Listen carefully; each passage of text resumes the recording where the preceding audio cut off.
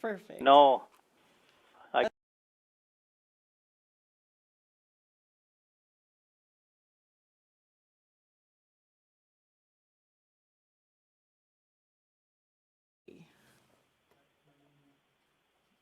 Ready? Okay.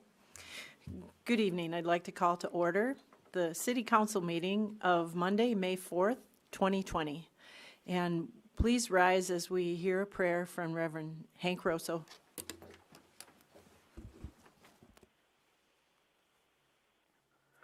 Our Heavenly Father, we come to you, lifting up those who serve in the front lines during this pandemic. We ask that you keep your protective hand on those who serve in health care. We lift up those who are our first responders, our law enforcement, firefighters and paramedics, our EMTs. And Lord, we ask that you watch over their families of those who serve. And we're mindful of so many. They're working hard to provide for our community, our grocers, the volunteers that are distributing the food to those in need, and so many more offering rides and so on. We're certainly blessed to be a part of this community, and we do thank you. As we come to this time now during this meeting, we ask for guidance, for wisdom and understanding, and we thank you for these things and for your loving hand as we pray, for it's in Jesus' name we pray. Amen. Amen. Thank you. Amen. Please join me in the Pledge of Allegiance. I pledge allegiance Pledge allegiance to the flag of the United States of America and to the stands one nation, under God, indivisible, with liberty and justice for all. Blessed. Thank you. Roll call, please. Kristen? Okay. Albertson, Here. Bueller, Here. Hoyer, Here. Moline, Lallam, Here. Manti,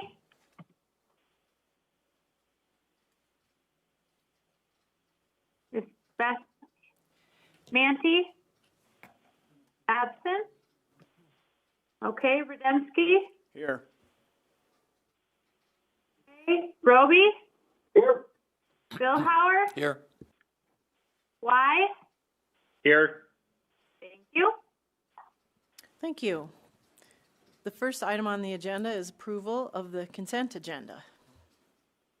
So moved. I have a motion by Vilhauer and a second by Holeen. Any discussion? Right, all those in favor signify by saying aye. Roll call vote, please, Kristen. Albertson, Here. Yes. Aye. Bueller, Aye. Hoyer, Aye. Moline, Lallam, Aye. Manti is absent. Rademski, Aye. Roby, I'm abstaining from this vote because of item number B. okay, got that. Vilhauer, Aye. Y, Aye. motion carries. Thank you. The next item on the agenda is public comments. If someone wishes to speak about something which is not on the agenda, this is the time to do so. So please, if you'd like to speak, just say your name and say permission to speak. Colin Paulson, permission to speak. Go ahead, Mr. Paulson. Hi. Hi, I just want to speak real quick on item number F. I'm speaking on for a large group of people, and I feel like we cannot let certain individuals keep changing the rules for 1 to 2 people, especially rules that hurt the citizens of our community. Changing this rule would have an economic impact on this community that needs to be considered. Not only would we not get property taxes, we would likely lose out on any retail as well because of the distance and proximity to other larger communities.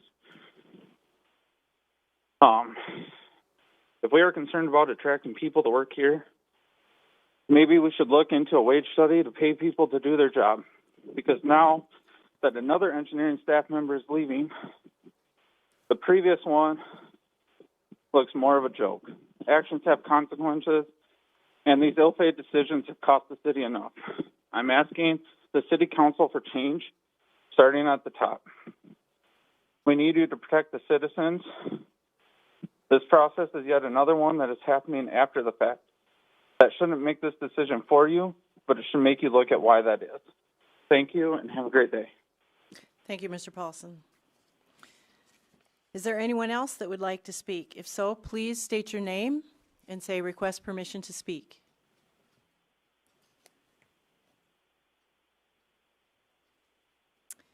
Hearing no others, we'll move on to item 7, approval of the agenda.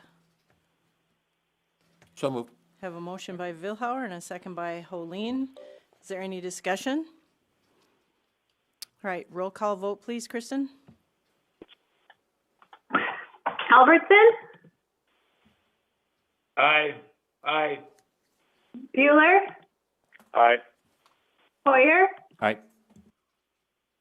Helene, Lalum, Aye. Manti is absent. Rademski, Aye. Roby, Aye. Vilhauer, Aye. Y. Aye. Motion carries. Thank you. Item 8A is presentation of the preliminary 2019 financial report. And I will ask Finance Officer Kristen Bobzien to go ahead and do that. Okay. Thank you, Mayor, Council. This is the preliminary financials for 2019. These are the unaudited numbers. I'll just go through a few things quickly. If there's any questions, I can try to answer them.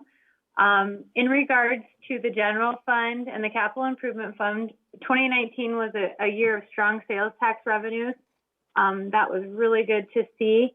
The other biggest thing to point out is if you go towards the bottom of the report where it says the increase and decrease in fund balance, the general fund decreased the fund balance around $262,000, which that we kind of knew we were gonna see that. So there's nothing too concerning there. The capital improvement fund actually increased the fund balance by about $1.8 million. A lot of times with the capital improvement fund, it's not so much that there was leftover money, it's more the timing of the construction projects. So that will sit in the fund balance, but we also had a large carryover during the last council meeting where a lot of those projects were moved forward to 2020. The other thing to point out is the other governmental fund column.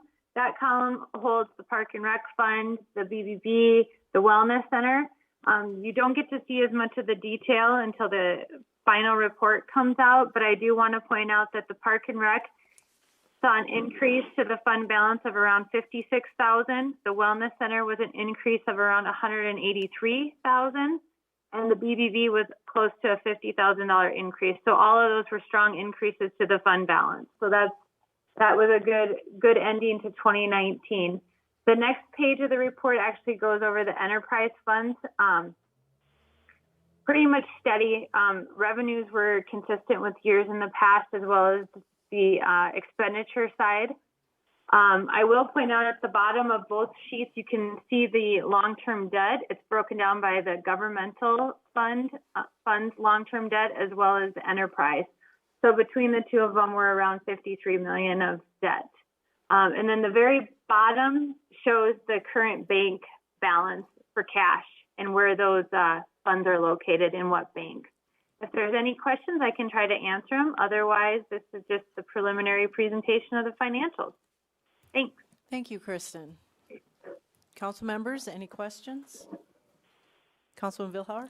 Just a few comments, Kristen or group. Pleasantly surprised, even though it was a small decrease, pleasantly surprised in the general fund figure for the year compared to what was budgeted when we went into 2019. So that was a pleasant surprise.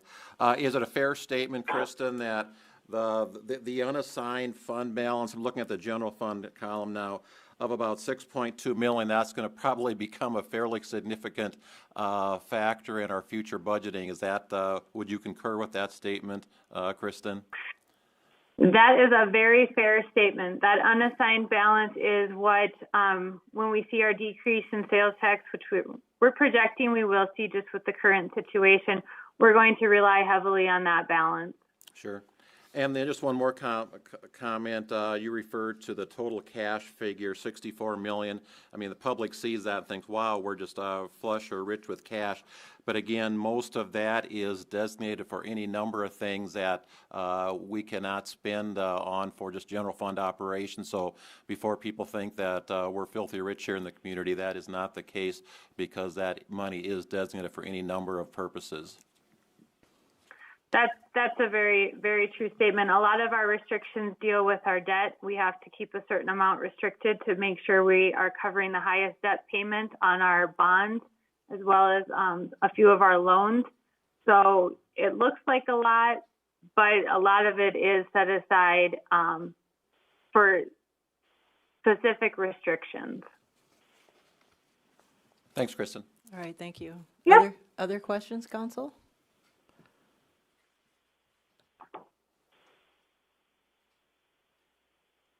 Not seeing any. Okay.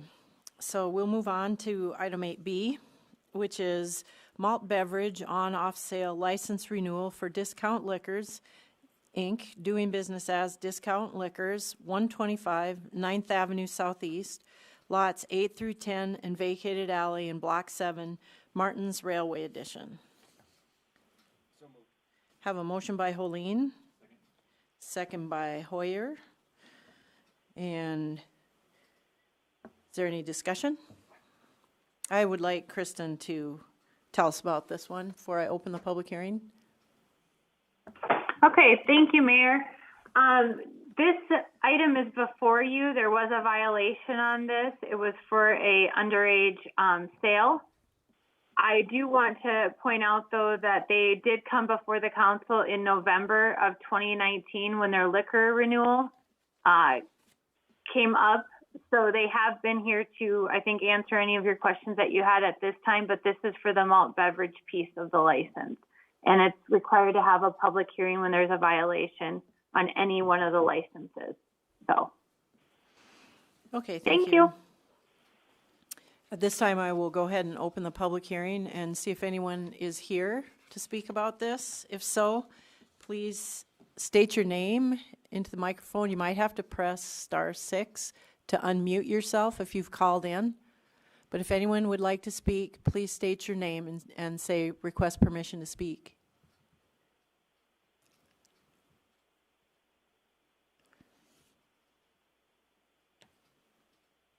All right, I don't hear anyone, so I'm going to close the public hearing and see if the council has any comments or questions. Councilman Hoyer? I'll just toss out kind of a refresher.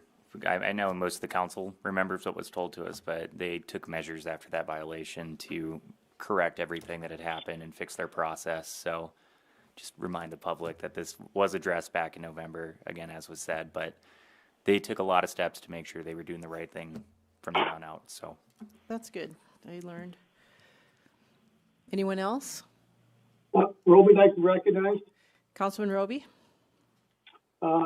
Liquor license issue, I'll recuse myself, please. You are recused. Anyone else?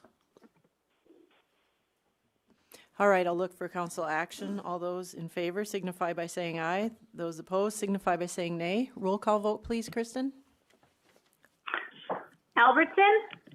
Aye. Bueller? Aye. Hoyer? Aye. Pauline? Lallam? Aye.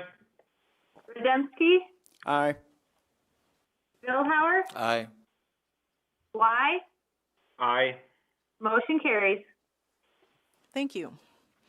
Item 8C is approval of resolution number 20-23, approving the vacation of a portion of public right-of-way for 14th Street Southwest, also known as Oakwood Road. Have a motion by Holeen, Second. a second by Vilhauer, and I will ask the Public Works Director, City Engineer Heath Von Eye to tell us about this, please. Yes, thank you, Mayor. Good evening, everybody. This action before you tonight for council's consideration is vacation of a portion of right-of-way that is on a stretch of 14th Street Southwest and also known as Oakwood Road. This portion of right-of-way that, as it exists today, is pretty wide. It's a 100-foot wide right-of-way as it exists today.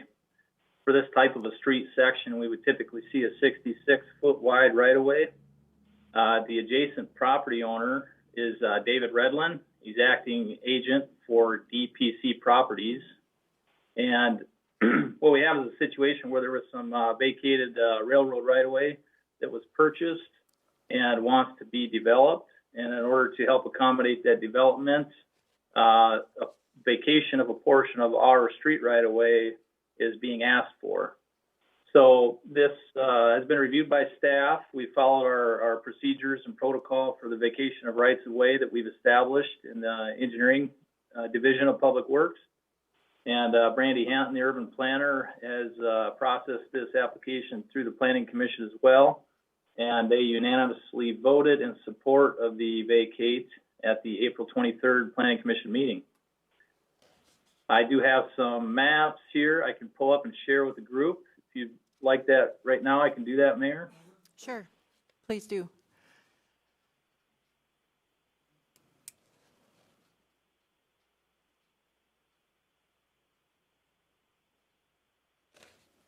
I believe, are you seeing the exhibit of the vacate area? We're seeing the GIS. Yes, with the red rectangle. Okay.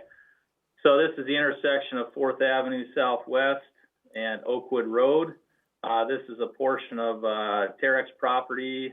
This is a Terex paint booth down here to the southwest corner. Oakwood Road curves and then runs straight south.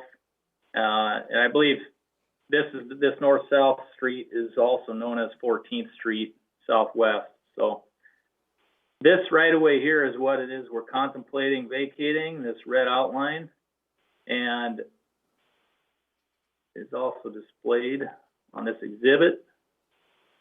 This hatched area is what it is we'd be vacating. So as you can see, the existing extents of the roadway lie within the newly proposed right-of-way. The right-of-way would be reduced to the standard 66-foot wide. You can see those dimensions, 66-foot wide right-of-way. It does widen out as you come up with the intersection of 4th Avenue up to 73 feet. That's to accommodate for the curvilinear alignments tying into 4th and gives us adequate right-of-way that we need. I'd also note that we are retaining and have requested to retain an easement because of this green line here. That's our sanitary sewer main. And so on this exhibit, you'll see a 10-foot utility easement that's obtained along there as well to help protect our access and to that sewer main. I believe Urban Planner Brandy Hanton's online with us tonight too, and we'd be glad to help answer your questions that council might have. I'm wondering if we heard back from any of the utilities that they had no need or no facilities in the vacated portion? Or the portion Yes, to great be question. vacated? Brandy, can you talk to that, speak to that, please? Yep. So can you guys hear me? Can hear you, Yes. yes. So they did not have any concerns other than we are retaining that sanitary sewer easement over that main, and then when it's platted, it'll be memorialized on the plat as well. Okay, good. And then I had another question. The existing roadway was within a much wider right-of-way than 66 feet and will be reduced down to 66 feet. Is it centered or is it going to be lopsided with the right-of-way being vacated only on one side? Or is it pretty well centered? Yep. It's pretty well centered there. They went about 33 feet there from the center line, and then that's what existed then already to the south. Okay, very good. Anyone else have questions? Councilman Rademski? I'm going to recuse myself from this. Okay, thank you. Councilman Vilhauer? Heath, I've been through this often enough that anytime we look at vacating anything, it can be a contentious item. But I do know that there's a checklist of 5, 6 different things criteria that you look at, whether or not an area, whether it's a right of way or a street, is feasible for vacation. Do you have that handy? I've got it in front of you. Do you have that handy if you want to run through a little bit what is looked at before something is brought forward for vacation? There we go. Absolutely, Councilman Vilhauer. This, excuse me, this sheet here, which is part of the case summary for this application, is our engineering division standards for vacation easements. And what Brandy's done here is compiled. I think she's worked from, we had this established and we've kind of compiled it, modified it, and made an updated form. So what we've got now today is a good a workflow, step-by-step process. The materials that are required from the petitioner that's asking to vacate something, the procedure that they have to go through in order to see that vacate carried out. That procedure, of course, starts out at the staff level where we look at it to make sure that everything's practical, makes sense with what we're left with. We can still operate effectively. The public's not being adversely impacted as far as traffic flow and access to their properties and things of that nature. Then it progresses to the Planning Commission level where they review the same information and check off on it as an elected body, or an appointed body, excuse me, that provides recommendations to council. And then ultimately, of course, it's up to the council to decide whether the vacate is approved. And then we file the proper paperwork to memorialize that from a platting standpoint and a vacation standpoint. Thanks, Heath. You're welcome. Very good. Anyone else have questions?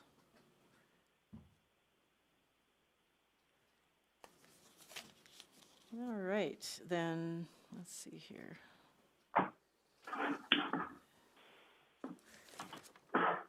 don't believe I opened the public hearing on this yet, so I'm going to go ahead and open the public hearing and see if anyone would like to make a comment. This is the time to do so. If you've called in, please just state your name and say request permission to speak. You may have to press *6 to unmute yourself.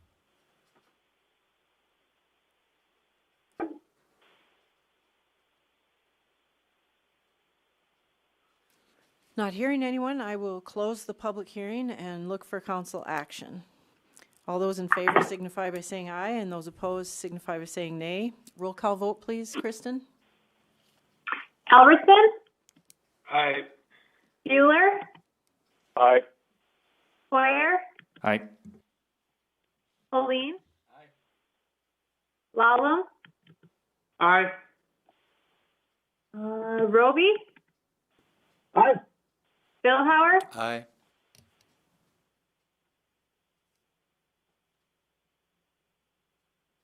Vilhauer?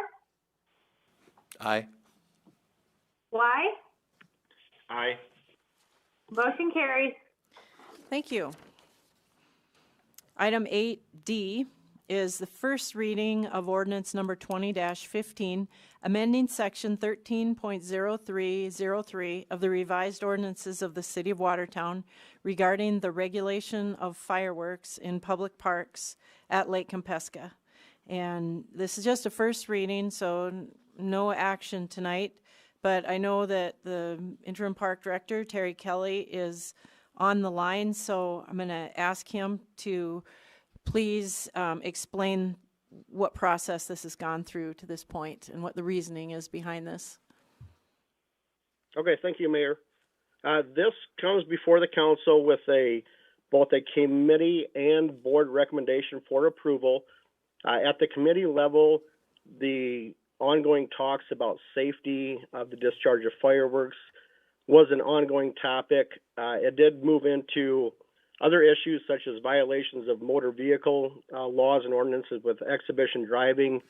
But the strong point of the Finance Committee, the Facilities Committee to our board was strictly a safety issue, both for our campers within the campground, the general public that were just out there as a family, dodging fireworks, the swimmers in the lake, that type of thing. We have spoke with the Police Chief McPeak, which I think Lee is also online and may want to address anything he has to say too, but they even felt that it was a safety concern.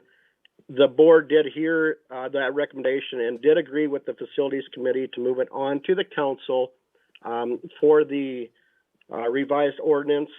We felt that it should be in ordinance form, so there is a little bit of enforceability versus a Park and Rec board motion or just a board policy. So that's where we sit, and I know Attorney Roby and Lee McPeak are on if they want to add to that. Thank you. All right, thank you. Police Chief Lee McPeak, would you like to add to that? Sure, I can just touch on it briefly. We do end up policing that quite heavily on the 4th of July, and there's a lot of fireworks going on, and it just gets to be kind of a free-for-all, and there's a lot of people enjoying the park between the campers and the people along the beach and those putting their boats in and out. It just isn't a safe situation, so I support taking them out of the at least Stokes Thomas City Park anyway. Thank you. All right, thank you. City Attorney, Matt, do you want to say anything? Yes, thanks, Mayor. I'll just add that I guess two things. One, the authority to prohibit fireworks at City Park does rest with the park board, so that's already been done. Really what this is formalizing it into ordinance where the police would have a mechanism to write a citation if there was violators of that rule that the park board laid down. And then the second thing I just wanted to point out is that we just took the opportunity here that since we were amending this ordinance to add that Memorial Park is also subject to the governance of the county commission as to whether or not people can shoot fireworks at Memorial Park. All right, thank you. I'll open it up for questions. Council, do you have any questions? Mayor, Councilman Roby, like to direct it in. Councilman Roby?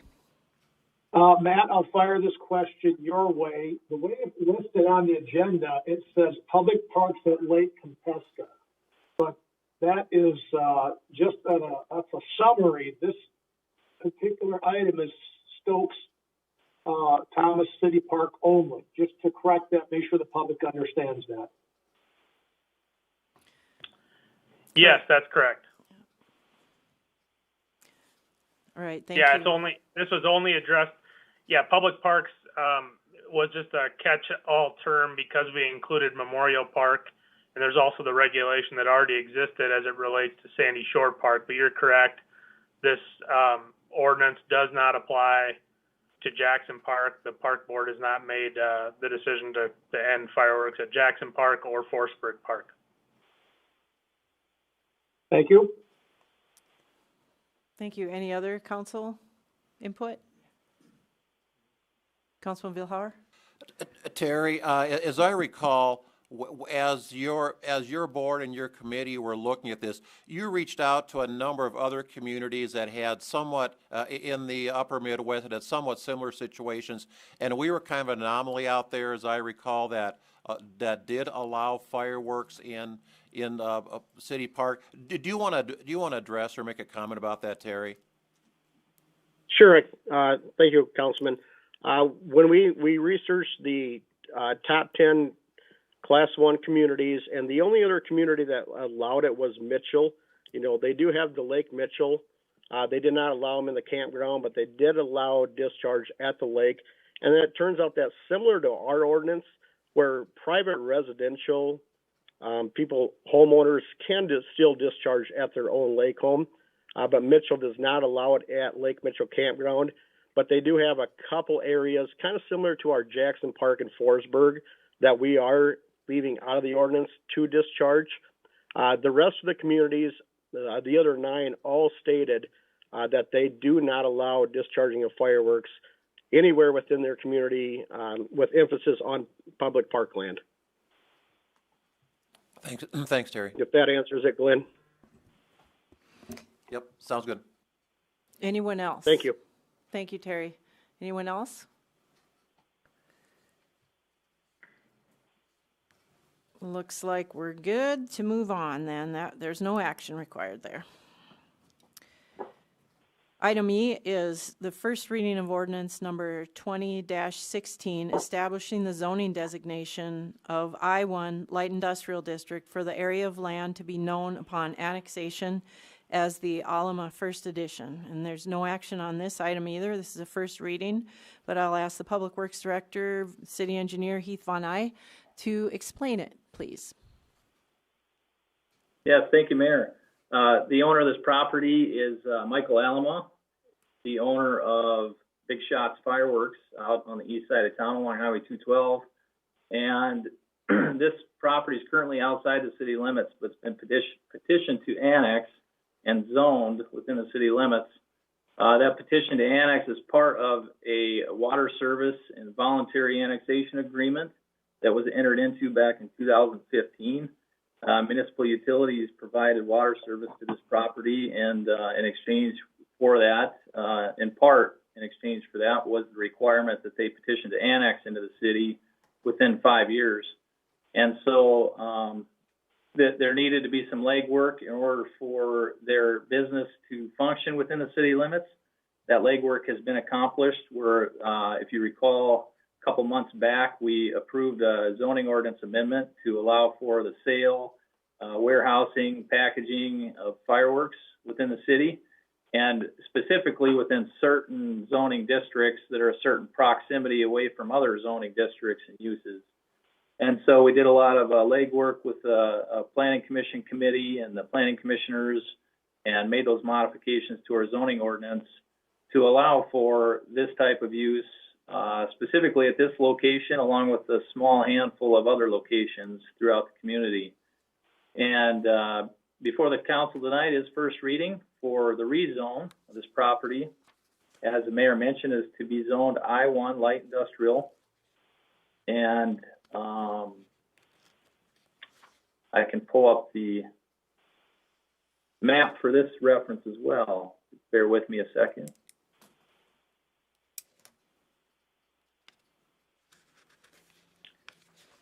So the property being annexed and zoned is indicated here in the hatched area on this exhibit. Again, we're adjacent to Highway 212, just out east of I-29. And urban planner Brandy Hanton has also processed this case through the Planning Commission, and that passed unanimously recommendation for approval from the Planning Commission. We'd be glad to help answer any questions. All right, thank you. Council, do you have any questions?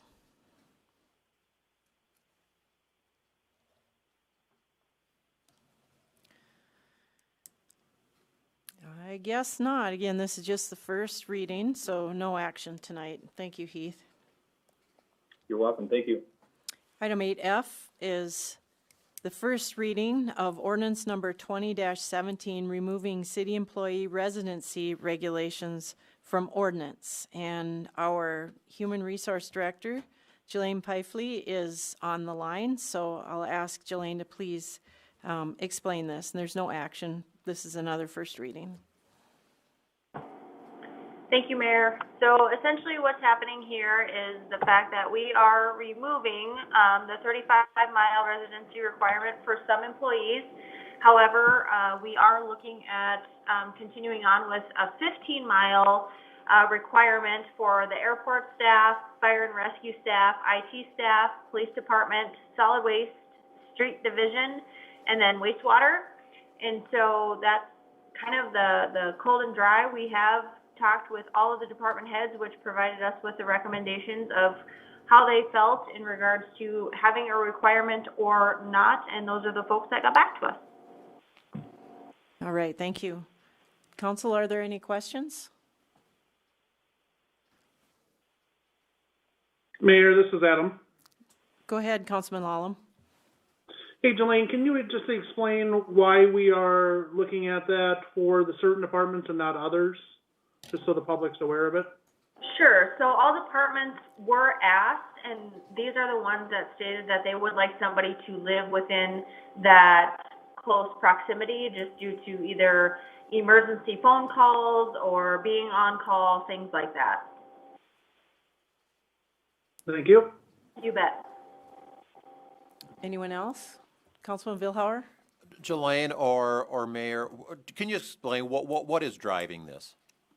Why are we looking at making this change? Well, I had brought this up a couple of years ago just because folks have wanted to live further away in order to live on a farm or live on property that they own and not be constrained. And it's harder and harder to hire people. And this is one deterrent to getting candidates is when you require them to live close in. So this has been brought up over time, numerous times, and the sticking point has been that call out and that it puts an unfair burden on the employees that live close in when some of them live farther away. The ones that are close in get all the duties, or it just takes longer for someone to arrive. So the way that we handled this was by letting the department heads decide for themselves whether that was critical to the operation of their department so that they could tailor it. And so now we have a happy medium. There's always been a split on this. Some people didn't want to allow people to live anywhere, and others were okay with it. And this is a compromise. And we do recently have an employee that we hired that lives farther. And so just a little bit farther. And we did this before. We made it 35. It was not quite 35 when we hired somebody that lived 35 miles away. And so we increased it to that. And that's, I agree that's probably not the right way to do it. We should decide whether it's important enough to keep it or to let it go. And so there are certain situations where it is important to keep, and we'll be retaining that in those situations. Any other questions? Did that answer your question? It does, and if I think I heard from both you and Jelaine that department heads are in favor of making this change? They've been able to tailor it to their own needs. So yes, everybody's happy now. So it's not a one-size-fits-all. That's correct. All right, any other questions or comments? Madam Mayor, can I make a comment? Sure, go ahead, Heath. Heath here. Just to reinforce some of Councilman Vilhauer's questions there, I can speak for the Public Works divisions and how we tailored this to meet those needs. It was specific to those positions that are required to be on standby or on call, as far as needing them to be located closer to town, obviously for those standby reasons. And we have through the airport division, the street division, and the wastewater division. And in wastewater is for both the plant operators and the wastewater collection staff. That component is still critical for them to be within that 15 miles. So that's how we based it on as far as the Public Works divisions is concerned. And I just want to quick confirm with Matt. I apologize, we've been emailing about this, but we did correct the solid waste part of this, Jelaine and Matt. Is that correct with our discussions with Mike? Yes, I sent the amended version this afternoon. So solid waste would not be subject to the 15-mile restriction. And then we added the collection staff for wastewater. Perfect. Thank you for verifying that. Yep. All right, thank you. Councilman Holeen? Thank you, Mayor. I'll just say something for the people who are out there like me who are kind of just wondering about it, why we are allowing city employees to not live inside the city, inside the city that they're actually working for. I find it a little odd. I don't find it odd enough to oppose it or anything like that. I appreciate your explanation quite a bit, actually, as far as trying to find employees. I just am thankful that we have not had any complaint about an employee who has not provided good service because they don't live in the city. So barring a problem, I don't see any reason to oppose this. It's just another tool to try to hire some more people. Right, and we do have the ability through disciplinary action if it becomes a problem. If someone is consistently late to work because they, have so far to drive, that's a different kind of an issue that can be dealt with. And we aren't having that issue, by the way. So, thank you for that. Anyone else? Councilman Rademski? Oh, sorry. Just something to be mindful of. We always talk about, if they're working for the city, they're relying on taxpayers' money to pay their salaries. And also then we ask the taxpayers and everybody else to shop local at the same time. I just want everybody to be mindful that these folks that are living possibly outside of the county and in different cities are still drawing a salary off of taxpayer money also. Right, and they do often shop here. We're kind of a regional hub, and we do draw shoppers from farther away, and people who drive to town to work will fill up their tank and pick up groceries before they go home. So it's not a huge difference, I don't think. Councilman Vilhauer? I know this has been an issue with the county as well. They've addressed this at least once or a couple times, and I'm not quite sure where the county shakes out in this. But do we have a sense? I guess I'll address it to you, Jelaine. Not that we blindly follow what other communities do out there, but do we have a sense of what other larger communities do relative to a requirement like this? Do you have any sense of that? Minimal, I'll be honest with you. I do have minimal, but I would say that, a lot of communities don't really have much of guidance unless it is somebody who is on call or an emergency responder, just due to the fact that we're so rural. And to the mayor's point, there's those farms that are 40 miles away instead of 35. So I think it's just making sure that we can accommodate as well. Versus and bringing in those better employees too. Okay, thank you. Councilman Hoyer? I'm just going to toss out, in a world where we already are quite capable of teleworking and working from home, a lot of, I don't like the phrase soft skills, but a lot of skills that are done on a computer, things like that, they can be pretty much executed from anywhere. So in a worst case blizzard scenario, this individual and many of our departments likely could still do their job from home. I'm not too concerned about it. I've commuted before for work a good distance. I know that drove me to eat at local establishments and shop at local stores for food, whether that be a gas station or something. It goes up, so you'll see more of that. And again, likely if they have groceries, they'd probably grab them here if it's a better price than home. But ultimately, the only big sales tax difference, or just tax difference in general, is going to be seen maybe in their property taxes. But aside from that, I don't think that's a huge concern. And again, truthfully, you just want the best qualified person for the job. And if it's something that's not affected by you needing to work in an emergency time period, then I don't think there's a huge altercation or potential problem set to come out of this. So I think it's a fairly progressive view of how we can look at hiring. Thank you. Anyone else? All right, I don't see anyone else, so we will. Oh, go ahead, Mayor? Matt.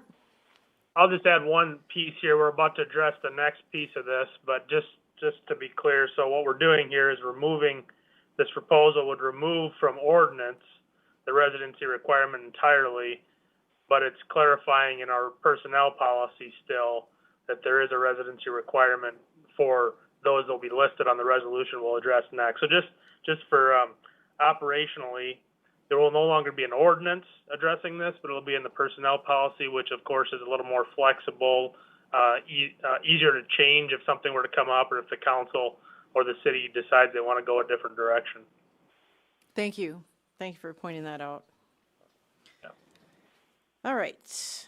Then we're going to move right into the next item, which is, let's see, G, approval of resolution 20-25, amending the personnel policy and procedure manual to remove the 35-mile residency requirement and clarify the categories of employees subject to the 15-mile residency requirement. We will need action on this one tonight. Have a motion by So moved. Pauline and a second by Albertson. Albertson. Way to get in there, Dan. All right, Jelaine, would you please tell us a little bit about this one? Yes, so much like Matt talked about prior, this is essentially just removing it from the ordinance and putting it into the personnel policy manual, affecting those that we listed prior in regards to the 15-mile residency requirement. Everybody else would be excluded from that and wouldn't have a residency requirement when we do offer letters. All right, And I'm open to any questions. thank you. Questions, Councilman Hoyer? So I would ask, tying back to the question on tardiness and how that's dealt with, I'm just curious, do we currently have a written policy for tardiness when it comes to getting to work on time? Because I know that'll be a concern with a farther drive. Yes, I mean, we do have a policy in regards to professionalism and making sure that we're at work on time unless something has come up and you've communicated that with your supervisor. Okay, so is it, do you get so many tardies and then there's a repercussion to it, or is it this just a general broad blanket statement for, because we can tell people to be professional. I mean, that doesn't really track if they're getting here on time or not. So it would depend on if you were a union employee or not. If you're a union employee, what would happen is you would essentially get a expectation agreement stating that, you know, you've been late X amount of times, it's unacceptable, we need to see improvement within 30 days. If you are a non-union employee, you could just jump right into an oral written warning if need be. So we do have those options. It just depends on where you land on the union and non-union spectrum. So I guess just for education of the public too, I mean, do we have a time clock, or do we already just at this point visually like, oh, you're here? I don't think, and Matt, maybe you can help me out. I'll be honest with you, I don't know that we have like a specific 5-minute, you're late policy. I'd have to look into that, to be honest with you, Michael. We do have some time clocks, but mostly no, that some places do use them, and it's department by department, so. Yeah, I don't believe, I'd have to double check as well. I don't think we have a specific tardiness policy. I think that we're we're all adults and we're expected to be acting as professionals, and if that's not occurring, there's disciplinary action that can be taken. In my personal supervisory experience, I've had violators of the tardiness concept that lived a couple blocks from City Hall. And, I've had to deal with it, and I've had successful techniques where no one had to lose their job or anything, but they changed their ways just depending on how the supervisor would deal with the situation. And to my knowledge, we're not having any issues with that. The department heads would deal with it. Yes, Councilman Hoyer. Right. So, and I'll be clear too, usually people that live very far away plan a lot of extra time into themselves getting to where they need to go. But I think it's just looking to make sure that we don't have abuses kind of period. Just because I think there's some concern sometimes that people in higher positions may abuse those lack of tardiness restriction, and then their workers underneath them might have feelings about it. I don't know what our current climate is on that. I just want to make sure that we're looking out for everybody, because there is a little bit of maybe perceived privilege with this change. So just making sure that there's representation for everyone, that's all. Thank you for pointing that out. That's a good point. And we should keep that in mind and make sure that's not what those who are subject to it are experiencing. That wouldn't be good. Other questions or comments? Councilman Vilhauer? Matt, I've got a question procedurally. Okay, assuming we pass this resolution, when does this take effect? I guess my specific question or my underlying question is, can we pass this resolution before we revoke or repeal the ordinance? Because we just had the first reading on that. So are we doing this in the right order? I'll defer to whatever your judgment is in that, but just the question just came to mind. So technically, it would go into effect 20 days after publication. The ordinance will the repeal of the ordinance will take effect after that. From a practical perspective, there'll be a little bit of a gap there, but I don't think it's going to have any practical effect on hiring or anything, or disciplinary actions or anything like that. We could delay the publication if we felt that was an issue, to make the timing so that the policy wouldn't conflict with the dying ordinance. Just wait till the ordinance dies and publish it so that the timing is perfect, right? Yeah, I mean, if that's a concern, if out of an abundance of caution, if that's the approach we wanted to take, we could either postpone action on this until the next meeting, so they're published simultaneously after the passage, or we could delay publication of the resolution. I'm not concerned about it. I just want to make sure that if we don't do things quite so they sync up, that we're somehow not shooting ourselves in the foot and invalidating one or the other. So I'm fine from a practical standpoint. It isn't going to cause a problem. I just want to raise a question, though. Yeah, I know we have delayed publication in the past for similar reasons. Well, that might not be a bad idea. I'm fine with that. We can figure it out. Normally we will publish on a Saturday, but we don't have to publish on it. We can publish it to the day that we want. As far as I know, there's no requirement to publish on a Saturday. That's just the newspaper that has the greatest circulation. We can, Mayor, this is Kristen, sorry. Oh, go ahead, Kristen. Yeah, the finance office, we can make a note that we would publish this resolution and the ordinance on the same Saturday, so that they're both together. Because there's no rule that says you have a certain amount of days to publish it. It's just that it doesn't take effect until the 20 days after it's published. So. Well, I would just add, actually, then, if that's the concern here, then we should postpone action on this, because it's possible that the ordinance doesn't pass. If there's, at the next reading, the ordinance hasn't passed yet. So if that's a concern of the council, then we should just postpone action on the resolution and consider it at the same meeting, because if the ordinance doesn't pass, you shouldn't pass the resolution. True. Sorry for muddying the waters. Councilman Holeen. Thank you, Mayor. I just wanted to acknowledge, I can't remember what Mr. Paulson called in about either F or G on the agenda, but they're kind of conjoined. But I just wanted to acknowledge that we heard his phone call, understood his concerns. I can understand where you're coming from, but doing away with the ordinance, putting it in personnel, the manual is probably where it needed to go anyway, and where it should have gone.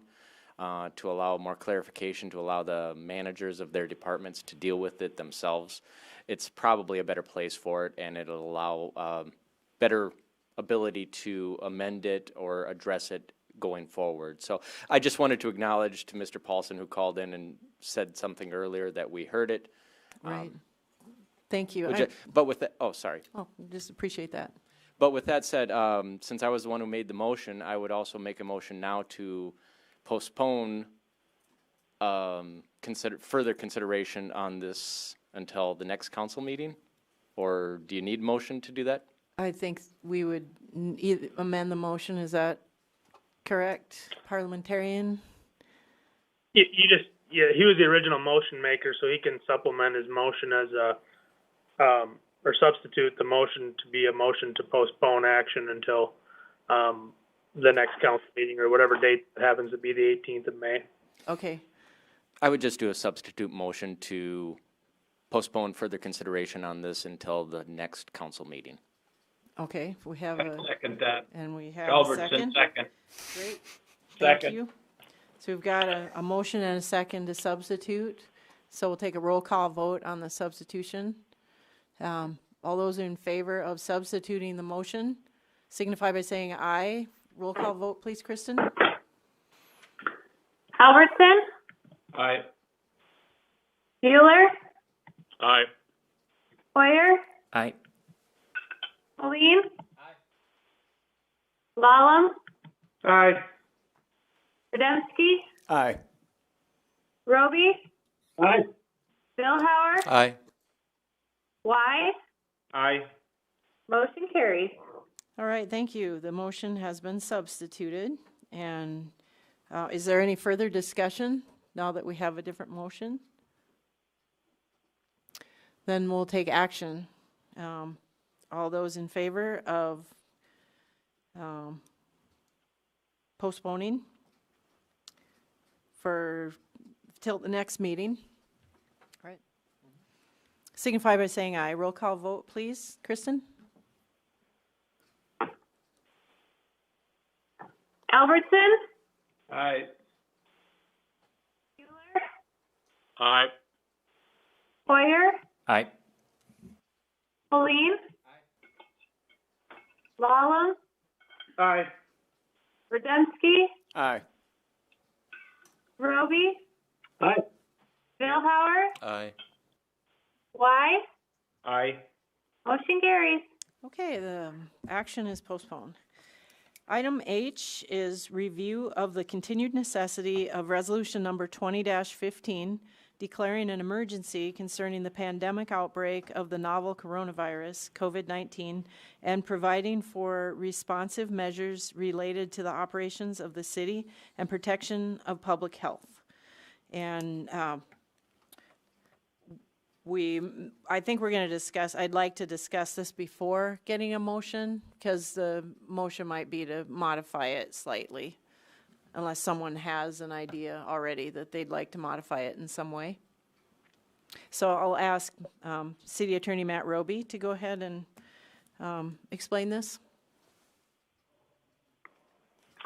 Thank you, Mayor. Council, this is the resolution that was originally passed by the council that declared a public health emergency in the city, as well as formalized the closure of city buildings to the public, and provided for recommendations to be following CDC guidelines and recommendations, provided for arrangements for board members, city staff and media, et cetera, for the participation in public meetings, and did provide the mayor with some authority to implement additional procedures or measures as necessary if something were to come up on an emergency basis. And so it was discussed that we would be considering this resolution at every meeting of the council until it's no longer needed. And so motions to amend can certainly be made, or a motion to just continue it as is could be made as well. Okay, thank you. And we did have a recommendation from the park board to possibly open the Prairie Lakes Wellness Center and the zoo. So I'm going to ask the interim park director, Terry Kelly, to please come on and tell us about that action. Okay, thank you, Mayor. At our last Park and Rec Board meeting, the board did do a 3-tier opening scenario. After the board meeting, our tier 1 was outdoor space that really we could operate under social distancing guidelines. On top of what was already opened, at that point we did open the disc golf courses, the tennis courts, the pickleball courts, and the dog park. And that was kind of phase 1 of our openings that we felt safely we could accommodate the citizens of the community to utilize those facilities. The second tier of that was we looked at our brick and mortar facilities and determined, what we could do with what we refer to as a soft opening. Obviously, we cannot open with no restrictions and go back to where we were before the pandemic. And those two highlighted facilities were the Prairie Lakes Wellness Center and the Bramble Park Zoo. They did recommend at that meeting to the council for tonight's meeting to go ahead and allow a soft opening, number one, at the Prairie Lakes Wellness Center. And what that would consist of, a soft opening, would be that we would open up the first and second floor of our cardio equipment, certain weight equipment, and our acceleration room, along with the walking track, to our both members and guests to utilize with the guidelines of social distancing. We would not open the pool. We would not open the gymnasiums nor the locker rooms. We would provide a restroom facility in the North Concourse, one of the large gyms, simply so there is a restroom facility available. That was a recommendation on that facility. As far as Bramble Park Zoo, the recommendation would be to open the outdoor exhibits, leave the Discovery Center closed other than the restrooms for our patrons or our visitors, and also keep the barn closed. So that is what's before you tonight, with the recommendation from the board, as well as staff, to do soft openings in those two facilities. The balance of the facilities, we are still, don't feel we can move forward at this point based on the current CDC guidelines and recommendations. So I will open that up for questions, Mayor. All right, thank you. So right now what the resolution says is that all city-operated buildings shall be closed to the public. And if the council is interested in moving forward with allowing some of the buildings to open up even fully or partially, they could do that just by adding in the words "except for." And for instance, the Prairie Lakes Wellness Center and the Bramble Park Zoo. And you don't need to incorporate all the detail of how those are managed in the resolution itself, but the park board would be managing those facilities as appropriate. But the ordinance itself has to be modified in order to allow that to happen. So, Councilman Hoyer? Terry, just a question. And not to put you on the spot, I'm kind of curious what the thought process is on, we're comfortable with the gym being open, but we're uncomfortable with Discovery Center and the barn, which would likely have less traffic and like less heavy respiration going on. Thank you, Michael. As far as the zoo, those determinations were really made on staff ability to sanitize. The barn's such a, it's based really on a hands-on touch, feel, experience, that environment. And really, without being able to do that touch and feel and interact, it really takes away the point of that barn. And we simply do not have the staff to follow around and do the proper sanitation on that. And that goes back to the Discovery Center. There's so many hands-on exhibits that part of that experience is touch, feel, and simply it's a case of, short of the restrooms, we just do not feel we have the staff or we're really complying with CDC. If we chose to open those, I think we'd be going against everything the CDC stands for as far as their guidelines for recreation facilities. I don't know if that helps, Michael. It kind of does. I mean, I don't know if we're putting air filters on people or something at the gym, since it's an airborne illness. This is more of a personal thing, Terry. It's just hard to understand in many situations how we can keep our recreational facilities completely sanitized. I mean, do we have a mechanism that's following our patrons around when they use the gym to make sure they're sanitizing equipment? I mean, ultimately, I think you put the responsibility on the people. I think that's completely appropriate, and it comes down to them. But it's just, I'm curious what our measures are for ensuring that we are actually sanitizing, especially those gym spaces, but how we're making sure we're doing that. Okay, I apologize, Councilman. I probably missed the first part of your question in regards to the Wellness Center. We actually are very comfortable with our Tier 1 opening, our Phase 1 opening of just the cardio equipment, the walking trail, with our staff and an ability and to put some personal responsibility, and the mayor alluded to it a little bit today on her briefing, that we do entrust in those users those pieces of equipment to assist in that wipe down of the machine, follow their usage. But we do feel comfortable that we will be able to, I'm not saying follow them around, after every machine, but we would not approach the board or the council if we didn't feel that we could not sustain sanitization, with our ability to wipe them down with the staff.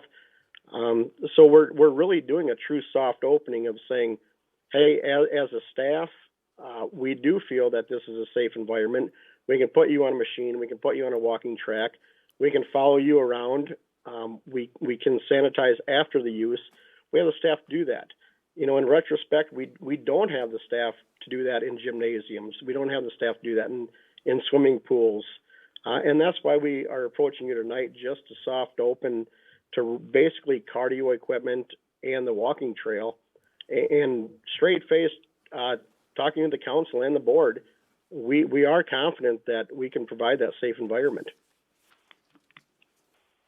All right, thank you. Councilman Holeen? Thank you, Mayor. TK, I'm going to ask this because I have one constituent in mind who will ask me why not the pool. And so I would like maybe a further explanation as to why not the pool. I guess I'm just wondering, because once you're in the pool, there's so many chemicals in there, it's going to kill pretty much anything. So I'm just wondering why not the pool. Thank you. Okay, you know what? Great question. I've done plenty of research, and it's a daily research because, we want to open the pools. It's one of, the funnest times we have in the summer with the aquatic center, the pools. But at the same time, we step back and look at this scientifically, and you're completely right, Councilman Holeen, that the water is truly not the issue. And in anticipation of these questions, I do have some CDC research here, and CDC does, and I'll kind of quote here, this is from cdc.gov in relation to recreational facilities. Their bullet point is, consider closing pools and hot tubs or limiting access to pools for essential activities only, such as water therapy. While proper operation, maintenance, and disinfection should kill COVID-19 in pools and hot tubs, they may become crowded and could easily exceed recommended guidance for gatherings. It can also be challenging to keep surfaces clean and disinfected. So that was number one as far as CDC. Number two, I pulled up today. These are the do's and don'ts for recreational facilities. And under the don't, it specifically says don't use hot tubs, don't use spas, water playgrounds, or water parks. Although it is safe around and in swimming pools, try and keep a space between yourself and others. There is no evidence that COVID-19 can be spread to humans through the water through proper maintenance and disinfection.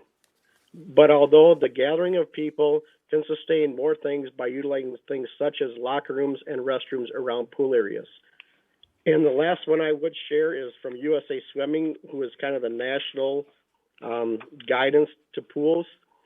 It says, if you choose to swim, leave the facility as soon as reasonably possible after a practice. Wash your hands, use hand sanitizer after leaving a pool. Do not use locker rooms or changing areas. Please shower at home and wear your suit to and from home. So, there's nothing from the CDC that essentially spells out locker rooms, but everything I've read over the last week, and especially today, really states stay away from locker rooms, stay away from the restrooms around the pool. So to your answer, the water, the way the research looks, is safe, but there's so many intangibles that come with that water. The deck area, the handrails, the locker rooms, coming and going, it's an overwhelming thing to try and maintain that CDC guidelines. So I just feel from our staff capability right now, working completely off a full-time staff, we just not have the mechanism to ensure that we are providing a safe environment, which is primarily on the focus of getting in the pool and getting out of it safely. Mayor Albertson for Terry. Go ahead, Yeah, Councilman go ahead, Albertson. Terry, just because I've had lots of questions about what your thought is down the road, if you can even make that decision about the softball fields and baseball fields for this summer, what the status is. What we're looking at that, Councilman, is those really need to wait until we get CDC restrictions on groups of 10 or more, the social distancing. Within one of those things I just read to the council on the do's and don'ts of recreational facilities, which can be found on cdc.gov. One of their don'ts is do not participate in organized activities or sports. So as far as complexes, it's just difficult when you've got a shared piece of equipment with whether that's a helmet, a ball, a bat, a dugout. Those are things that we can simply just, whether it's obviously we can't come and sanitize, and I don't think even people that are utilizing can keep up with it. I know, talking with Gary Young and David Ebers, who are members of local associations, have presented me with USA Softball of South Dakota, which is kind of the governing body. They do have a plan in place. Most of these they're hoping for June 1, but they do have a plan where everybody has to have their own helmet. Maybe dugouts aren't used and you stand along the fence in 6-foot increments, but there's still that shared piece of equipment, mainly the ball. So we're kind of on a waiting game on that, Councilman. It's obviously not my decision. It's not probably even the boards, the mayors. We're really waiting on direction as when we can lift some of these requirements, but in no way could we open a softball complex as of today and meet the current CDC guidelines. TK? Yes. What if we didn't open that for organized events, but open it up so people can go out there and hit balls around and stuff like that with family members and things of that nature? Instead of, we got 5 people out there, or 4 people out there, 7. As long as we keep below the 10, what about that? Well, I think what myself as the staff and the board and the council got to look at is the perception of that. Is you drive by the complex, you see 5, 6 people out there, very well be cohabitants, maybe you and your kids. But all of a sudden, it kind of, to me, it spreads a message of, hey, look, Cook Complex is open. I've seen people there. Let's bring our team out for a practice. Obviously we don't go there and check IDs. Are you in the same household? It would probably open up that invite where we can't control, who's out there, how many people. We don't know if Adam Lallam and it's his kids, or if we don't know if it's the next door neighbors and their kids. So it's just very difficult to make that judgment. It's easier to know that, hey, if it's closed, and we're running that safety. And I will express to the council and anybody, watching, this is what we do. This is very difficult in the Park and Rec Department to not open these things up. And I don't want to portray that this is anything that we're enjoying. We want to open them up. But for everything we read in the CDC guidelines we're facing, we straight face look at it and say, this facility we can provide a safe environment, and this one we can't. And I think right now the ball fields fall in that category. We just simply cannot come up with enough rules, enough safety to ensure the safety of our citizens. And I know the softball leagues, everybody wants to know that answer. And USA Softball is doing a great job of coming up with some alternatives that I can see, possibly next week, in 2 weeks, by June 1. That would be a realistic expectation. But as we sit here today, I don't see how we can meet that. I think if we could limit that to the amount of people that are on a field, it would, yeah, you're still going to have to take that chance that people are going to break it no matter what, but, I agree. And I got a couple kids, it's pretty easy for me to have 4 of us out there. And that's where, I've been trying to promote our neighborhood parks for that. If you only got 3, 4 kids and they're all cohabitants, we've got 11 neighborhood ball field parks that have ball fields in them.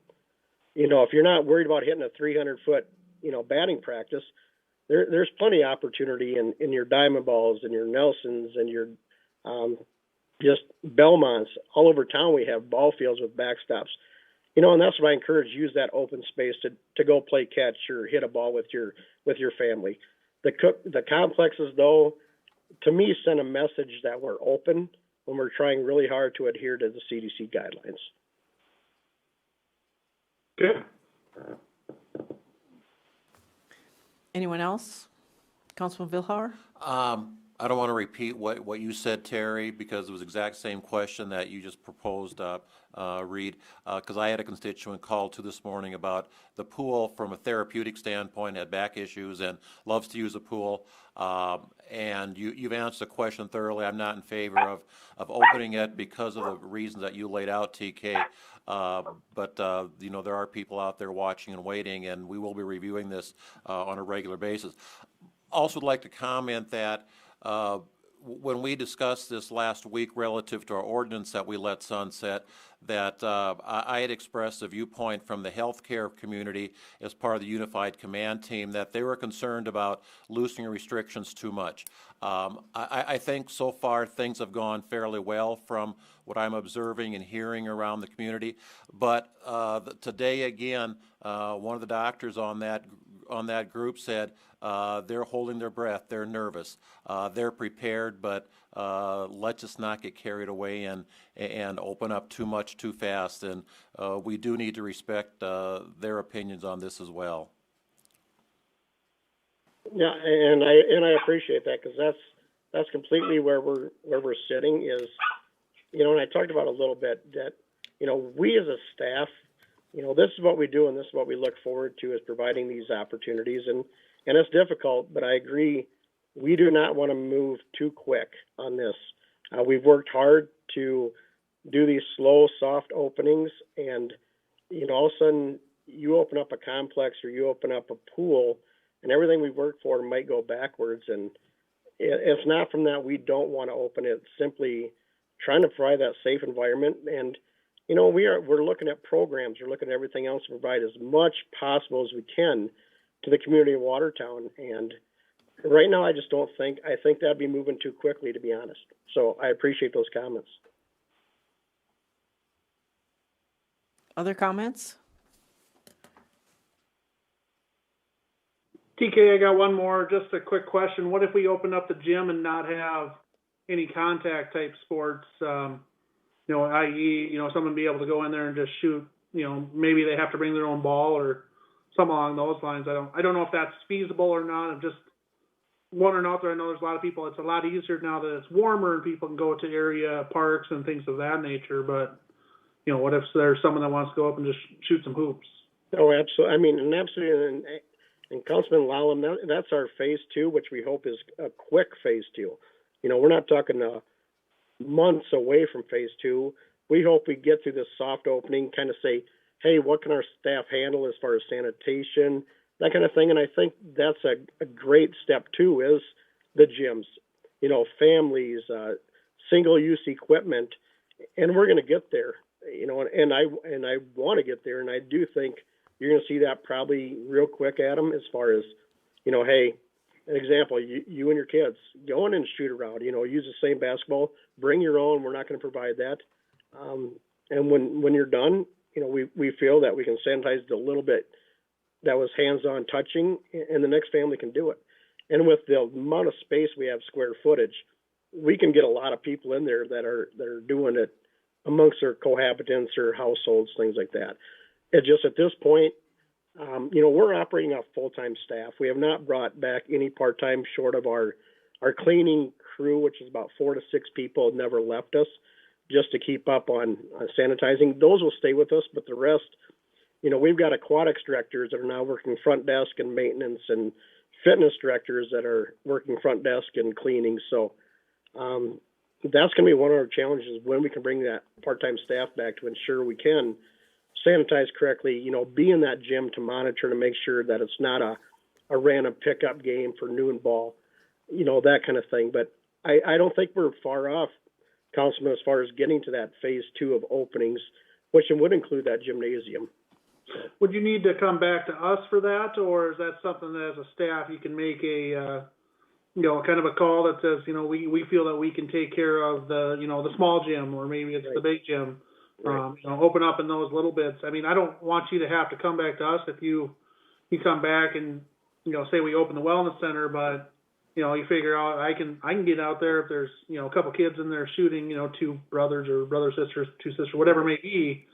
I feel that we can maintain that little bit of area just by, mopping up after them and have them.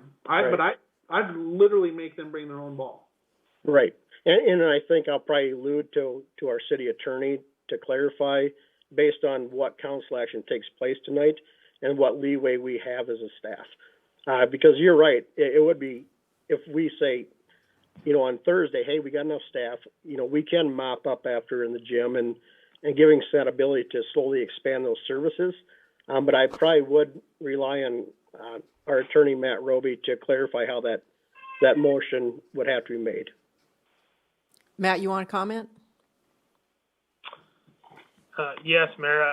You could, if you wanted to modify the resolution, you could essentially turn over the authority for Park and Rec operated facilities to the Park Department or the Park Board. I guess I would defer back to Terry if you wanted the Park Board to be involved still on those decisions. But yeah, the motion from a council level could be to accept buildings that are operated by the Park and Rec Department and let them make their decisions as things change without having to come back to the council.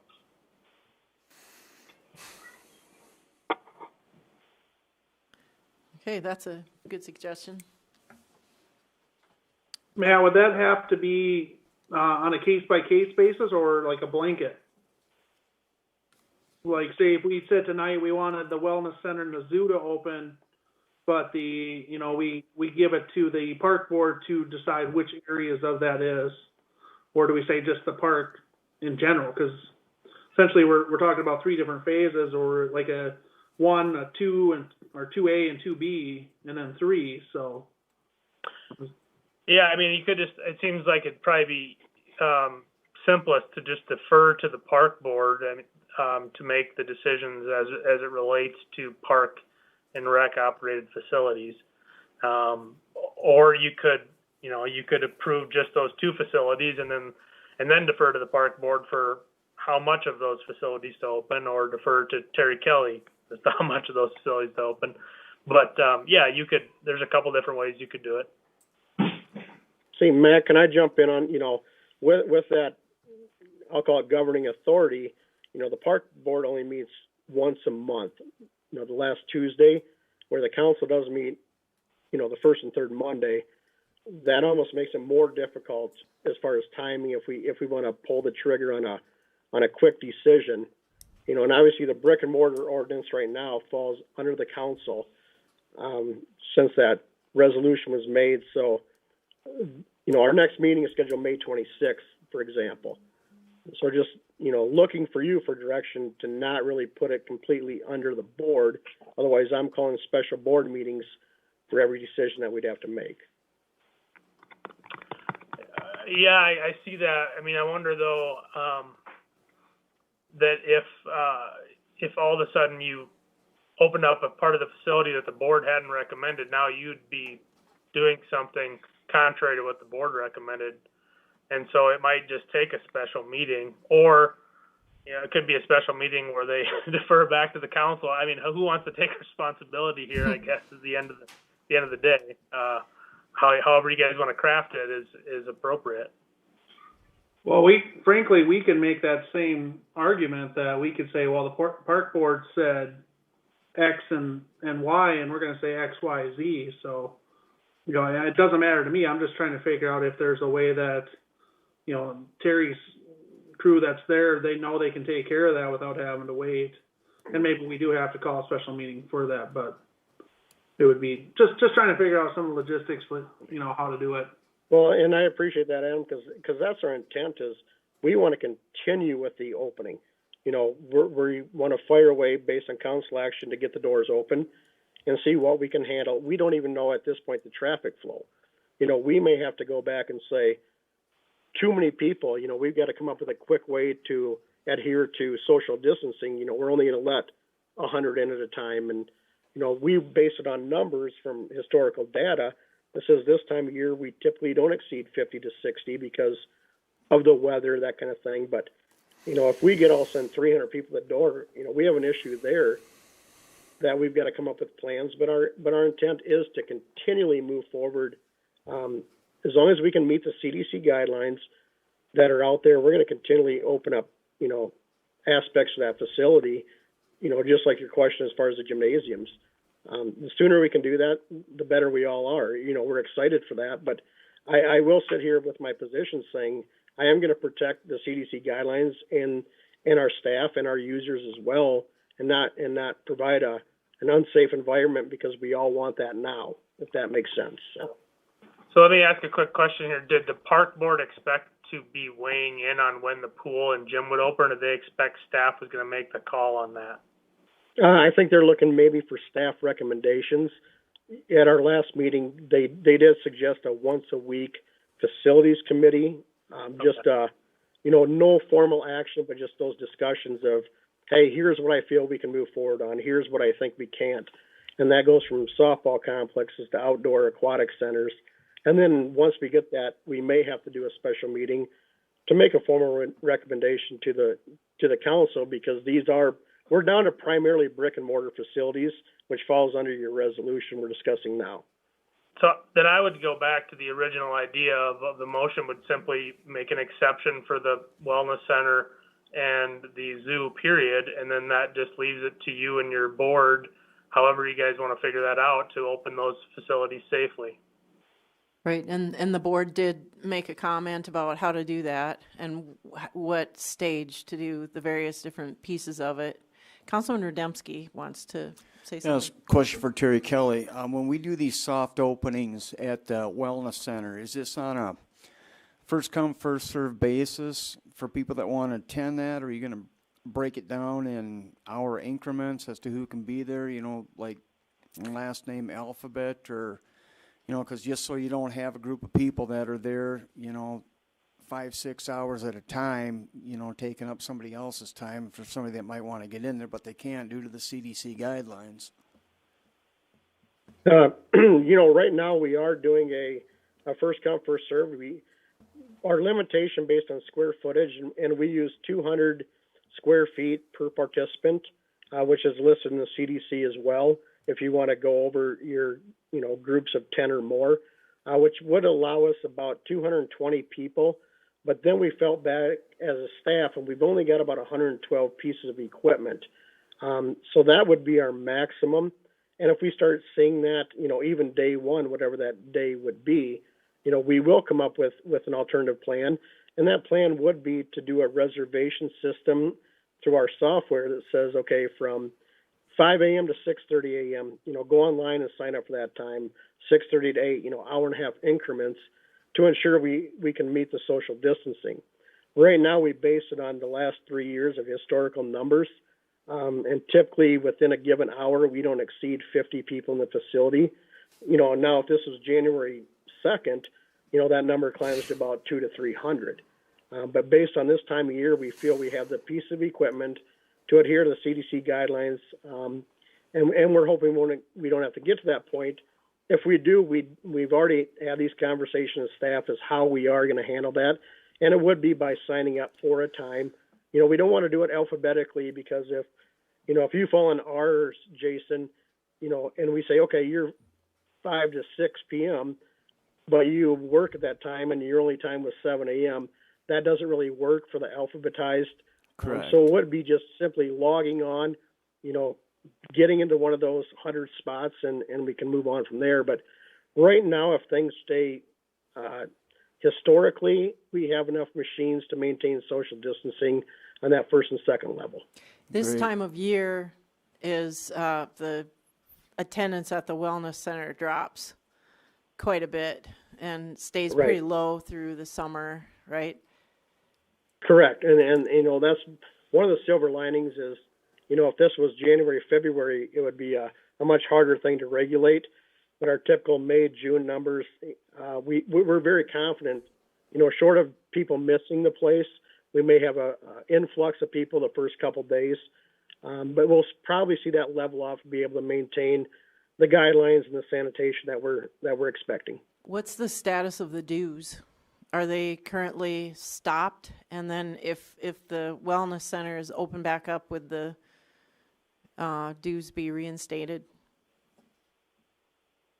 Mayor, you want to repeat it? I was cutting out there for a The second. wellness center, currently, are people being charged their membership dues?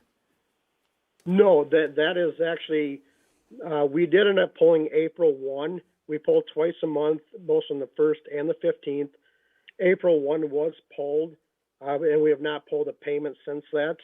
And we have identified or discussed with our members that we will not pull a draw until they receive the equal number of days of service that we were closed.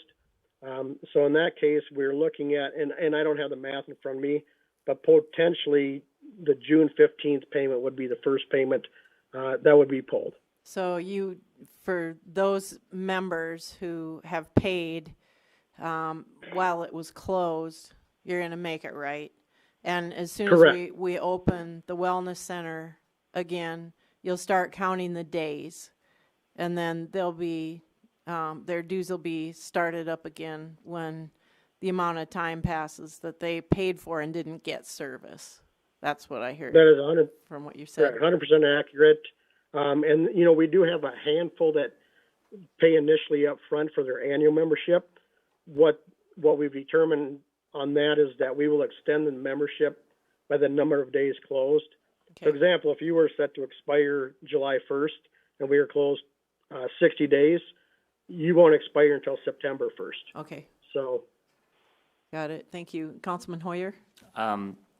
I would just kind of toss back to what Matt had kind of mentioned, but I really do think, and Terry has done an awesome job of citing how much he's actually read the guidelines. He's very well versed in it, and he's demonstrated that multiple times. But giving us the blanket, these are open. I think the park board can easily dictate this in a way that makes sense. I mean, Terry's demonstrating great caution already with the incrementalness of this. I think that there's legitimate cause that we couldn't trust this to those people to operate. I mean, the staff is going to know better than anyone what their capabilities are. But then just continuing to remind folks, if you are at risk, if you feel ill, please do the public some good, stay home, take care of yourself. But I think they have a pretty good handle on this. I don't think it needs to come before us every time they want to do one tiny bit of opening or growth. Right. I think they can make that call in their own department. Okay. Councilman Albertson, I see you've had your microphone off. Did you want to speak? I do. I have a question and a comment. Terry, what would be the age limit? Are you going to continue the age limit that you had before without a parent type thing so you don't end up with a whole bunch of young people just going up there and meeting? Yeah, great question. We are. We're gonna basically take the guidelines we had right before we closed. We took that step that if you're under 18, you're more than welcome, but you need to be accompanied by a parent or guardian. And if you're under 8th grade, we don't allow them to be on the cardio equipment or upstairs. They will only have access to the walking track. And that's a lot to control the numbers and not make it a collective social situation. If we have high school age or junior high that do want to work out, we more than welcome them, but they do need to be with a parent. And we do have this ready to roll out, all these different guidelines, things like that. Obviously, waiting on council action before we make that presentation to the public. But you are right, Councilman Albertson, there will be age restrictions to prevent it to be just a social environment, that the facility is open for the purpose of physical activity. Yeah, thank you for that. Then a comment that I'd like the idea that you come to the council every 2 weeks and let us know what it is you're happening. I mean, we have that unified command that Glenn mentioned earlier that meets every day. And if all of a sudden they have some real feelings about it, you don't happen to be at that event that day or those couple of days, and then do something that would go against I'm still worried about the medical field in this situation that we're in, because it's so traumatic for them, potentially, that I like the idea that we open the two areas tonight with you came here and told us what you think you're going to do, which is great. We support that. But then in 2 weeks, you come back again and you say, well, here's what we're going to do, or here's what we'd like to do, or not. And that way we're all working on the same page rather than, well, we didn't know what he was doing. They just opened it up and Unified Command said, oh no, or somebody. So I like the idea. I think it's a little protection for your group also to have more people involved. So, and I would hope that we would take your recommendations, but at least it gives us an update every 2 weeks. So I'll let it go at that. Thank you. Yeah, appreciate that, Dan. Thank you. Yes, just for clarification, the Unified Command team was meeting daily up until this week, and today we started a different schedule. We'll be meeting twice a week, and the daily briefings will go to twice weekly briefings as well. Councilman Vilhauer? I guess just to keep things along, I would like to move that we amend our resolution 20-15 regarding city-operated buildings to exclude the zoo and the wellness center and leave it to the discretion of the park and rec staff and board as far as management of those facilities. All right, have a motion. Motion by Vilhauer and a second by Holeen. And further discussion? Mayor? Bruce Yes, Bueller. Councilman Bueller, go ahead. I would concur with what Dan said. And I think the ramifications of these decisions are pretty important. And it's not that I don't trust the folks on the Park and Rec board. You know, I'm on there. I'm the liaison and I'm a voting member of that board. And I think they're doing a bang up job. And I think Terry's done an excellent job in working with this whole situation. But I do have this question. Terry, are you involved at all with the Unified Command meetings? No, I do not attend them. You know, I do get the information and occasionally attend the briefings to give the public an update on their facilities, but the day-to-day discussions, I am not. And I don't want to volunteer. I know you're really, really busy, but maybe it would be a good idea on one of those meetings a week that you would perhaps participate. Mayor, is that feasible for him to be able to do that? Yes, absolutely. That would be my suggestion. But I think, you know, any major moves moving forward, I think they should come before the council. And if it warrants a special meeting, Terry, if you think we need to act on it sooner, I think that's the way we should proceed. I appreciate that. Will do. All right, thank you. And one other comment, I'm sorry, Mayor, but just, you know, depending on council action, you know, again, and I've said it in multiple scenarios and different media outlets, that depending on council action, you know, we are prepared pretty much instantly to open the wellness center. The zoo would need approximately about another week because we would need to do some preventive and maintenance items, some plexiglass surfaces to close up some coin mechanisms. So that may take a little longer to roll out, but we could open the wellness center very quickly based on what the council action is this evening. So. All right, thank you. Councilman Vilhauer? Now, Terry, I made the motion, but now I want to ask you, are you comfortable that we've given you quite a bit of authority now over the course, or your staff and the board, quite a bit of authority over the course of the next 2 weeks now before we as a council meet.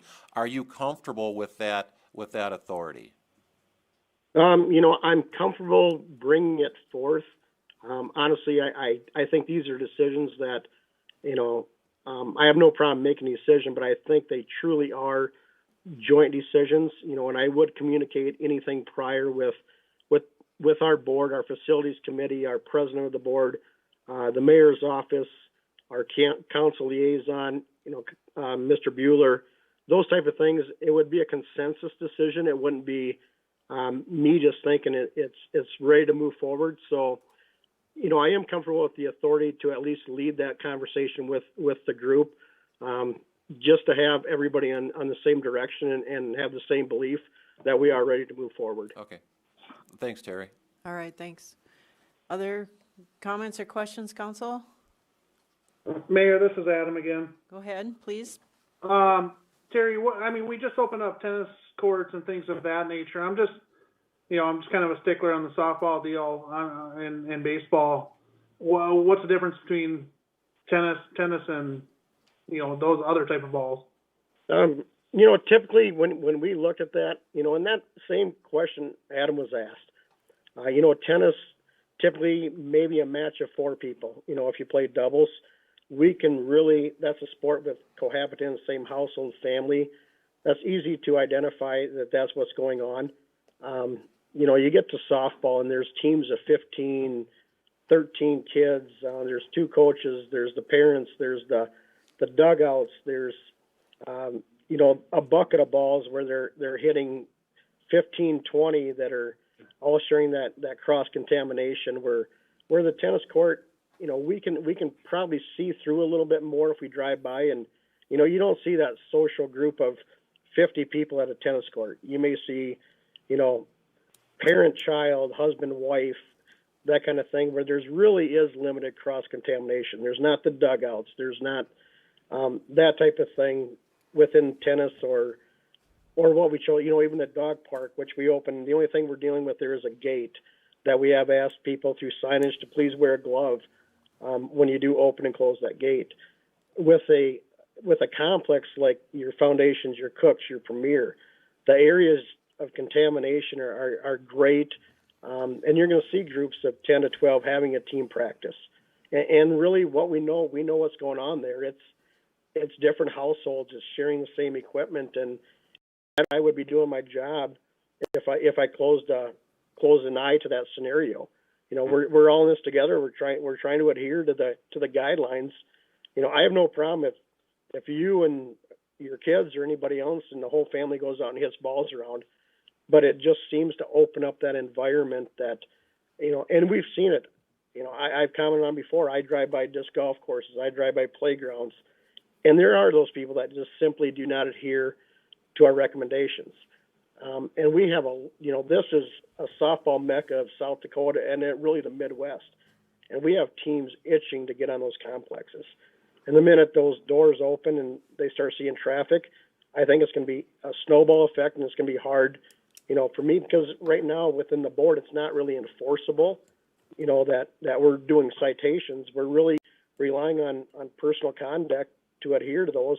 But I got to do everything I can to ensure that we don't offer an open invite, to do that kind of activity. So, is there really a large difference? No, it's one piece of equipment, it's one ball, but the potential for exploiting the guidelines is so much greater at a complex than a tennis court.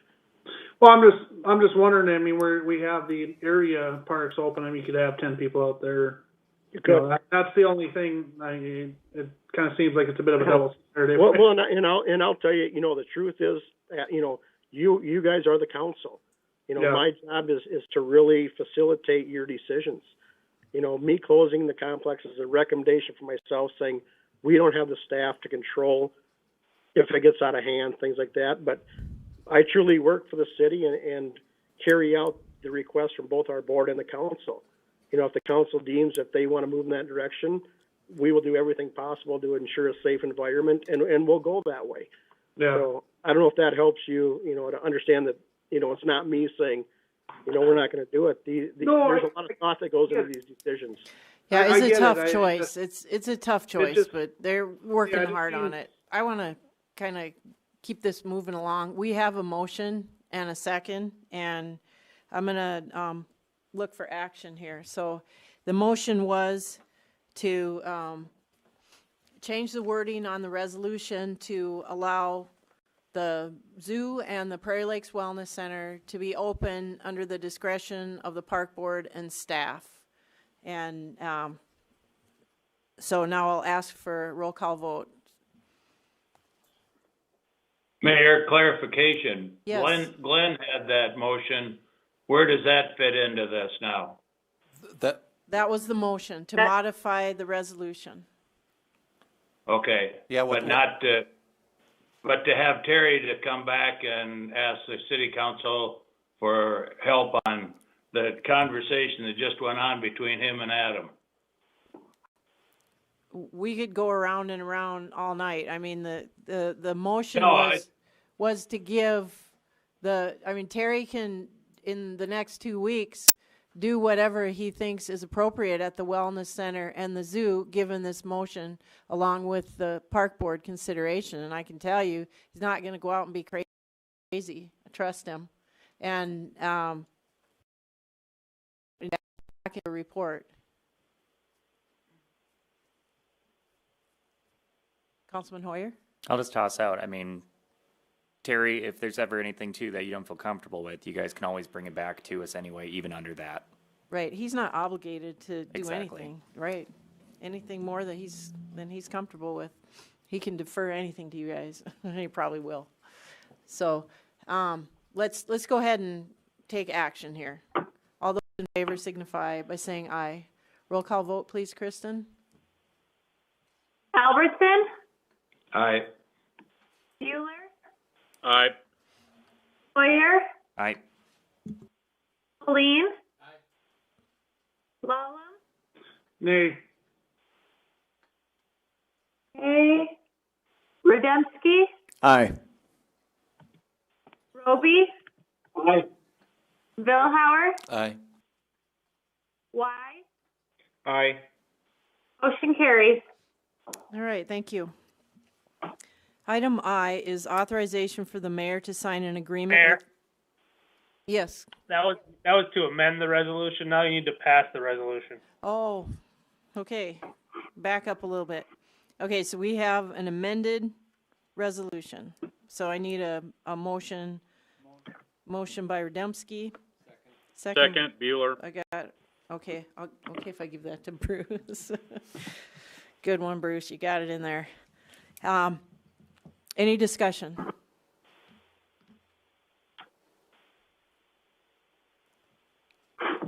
If this is Adam, the only reason I voted against that last one is I'd rather that be on the council's decision and not on the Park and Recs.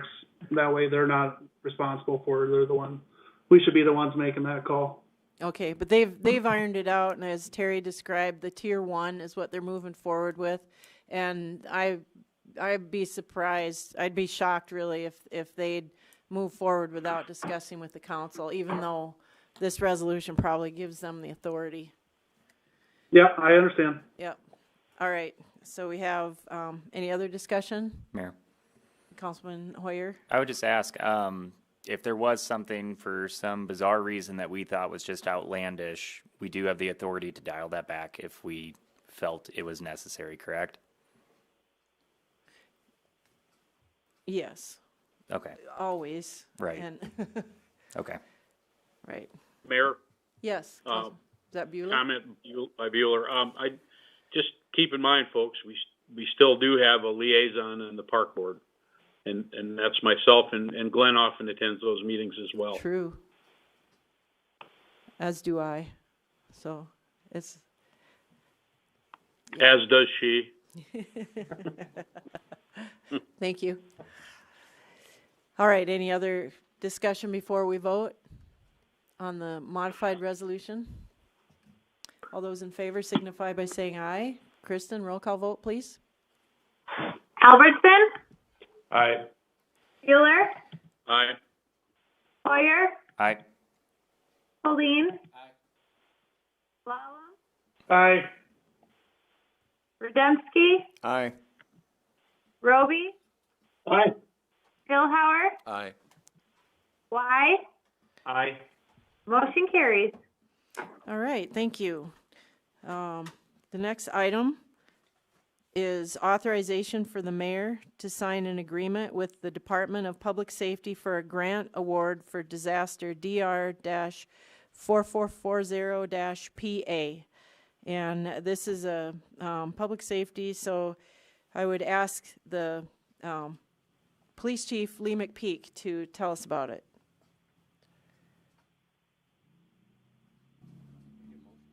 I didn't get one, but I'll take a motion while he's queuing up. Have a have a motion by Hoyer and a second by Holeen. Are you on, Lee? I am on, Mayor. I guess you caught me blindsided there. Sorry. That's our grant that we're applying for? Yes. Kristen, is this the one for the COVID, do you know? Oh, that's, Now that we've changed our way that people are putting stuff on, I sometimes get confused. Yeah, I'm just reading through this. It doesn't look like anything I've penned or been involved with. The only thing I don't know if the fire department had anything.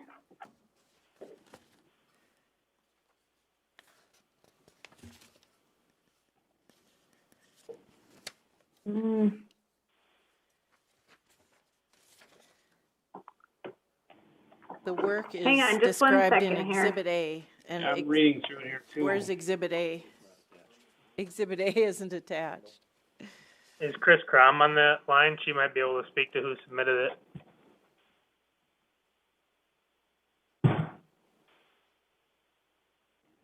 And this looks like a joint grant between the city and the county. Sorry, Mayor. Yes. Sorry. Chris just gave me confirmation. This is actually, it's probably because it's so long ago, but this is actually the agreement with the state that we need to sign to be able to get reimbursed for the flood for FEMA. Oh. From 2019. So that's essentially what this is. Wow. Sorry. Okay. Yeah. Thank you. So we've went through the process with FEMA. Everything's been pretty much closed out, but this is what we have to sign with the state to essentially be able to get reimbursed. Okay, very good. And I did get a motion from Hoyer and a second from Holeen. Are you still okay with that? All right, any discussion, council members, or questions? See none, I will look for action. All those in favor signify by saying aye. Roll call vote, please. Albertson? Aye. Bueller? Aye. Hoyer? Aye. Helene? Lallam? Aye. Rudensky? Aye. Roby? Aye.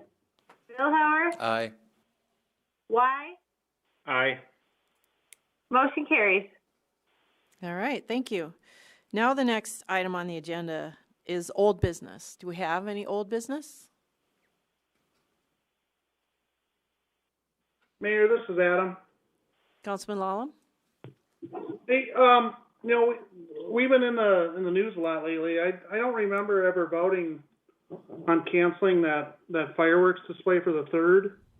I believe we talked about it, but I don't. Right, that wasn't a vote, and it's not a budget item, and it's something that Mayor before me started, and he did all the requests for donations from individuals, and when the time came for me to start doing that, that's when I discussed it with the council, and I was uncomfortable in proceeding.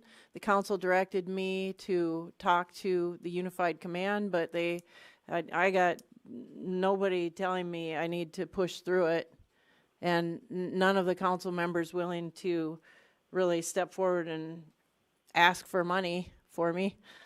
And I was uncomfortable doing that. And then I did take it to the Unified Command.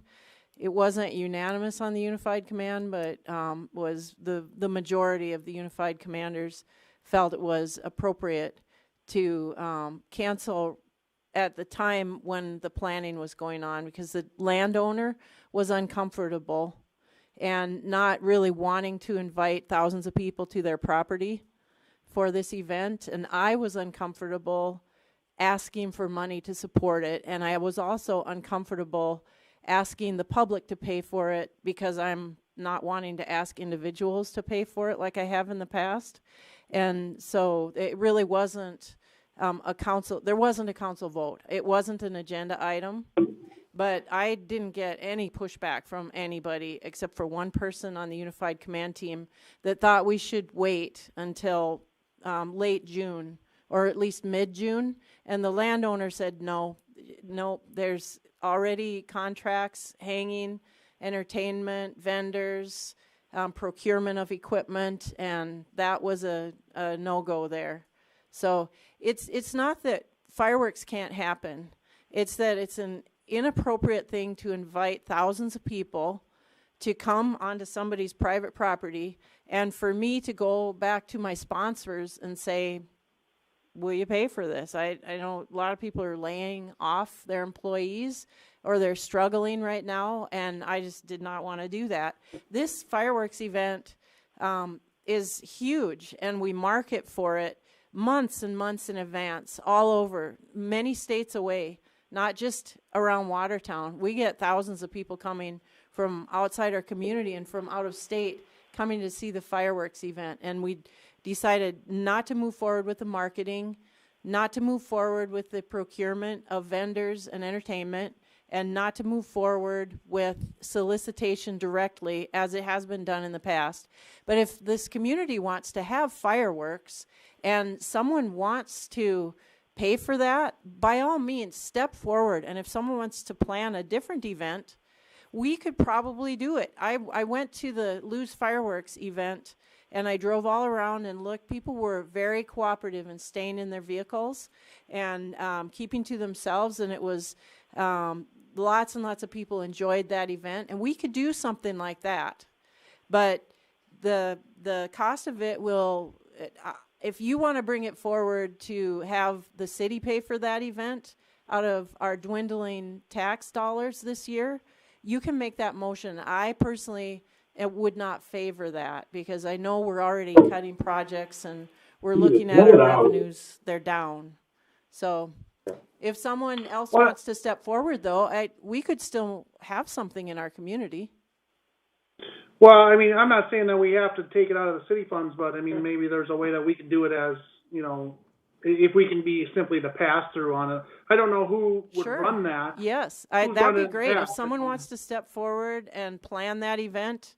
The event that we did at the Redland Center requires months and months of planning, and the planning team was uncomfortable moving forward with that. And there's very few people that do a ton of work on that, and had to have started already on that, and that's why the decision was made to not move forward with that event.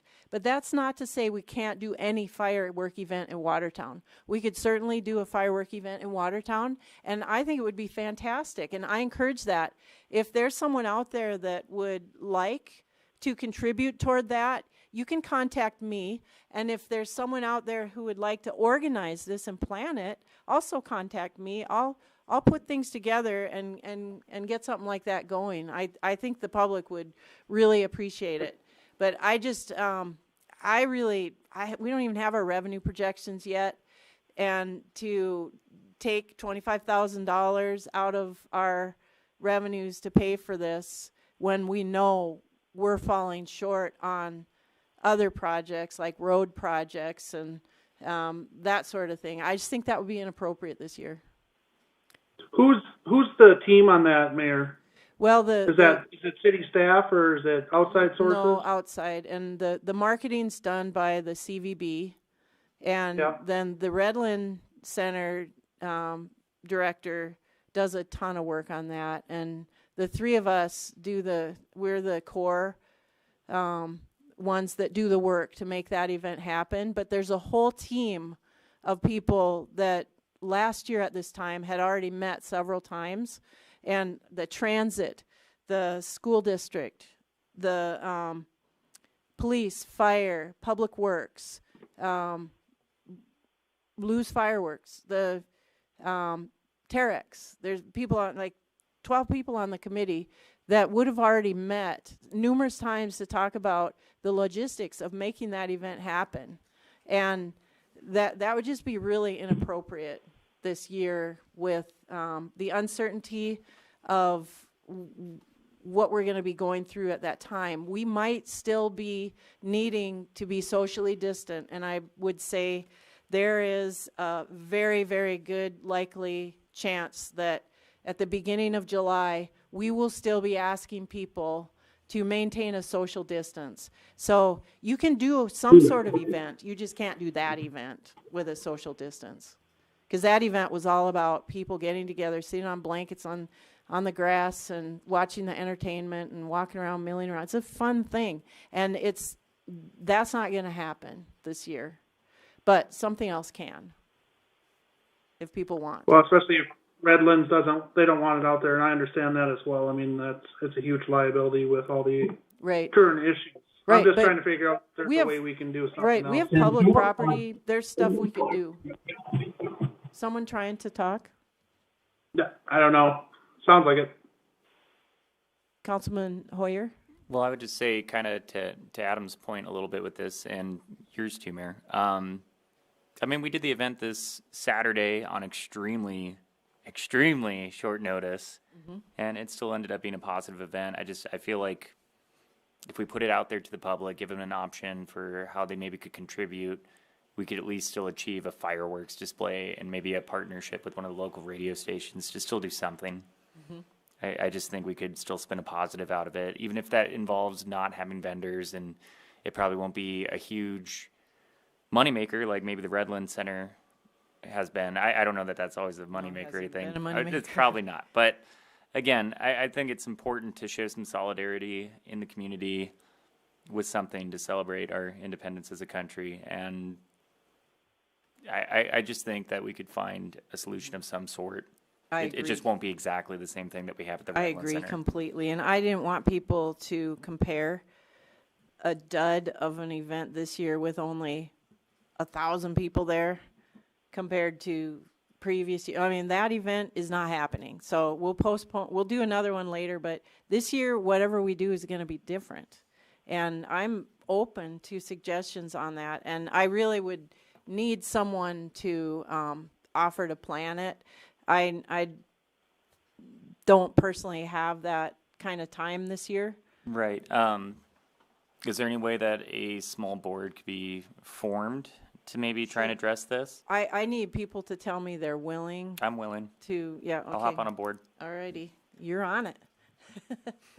Anyone else, please let me know, and I'd be happy to get that going. I'll go on it. Thank you. I'll even donate the first $500 for my council check. All right. Anyone else?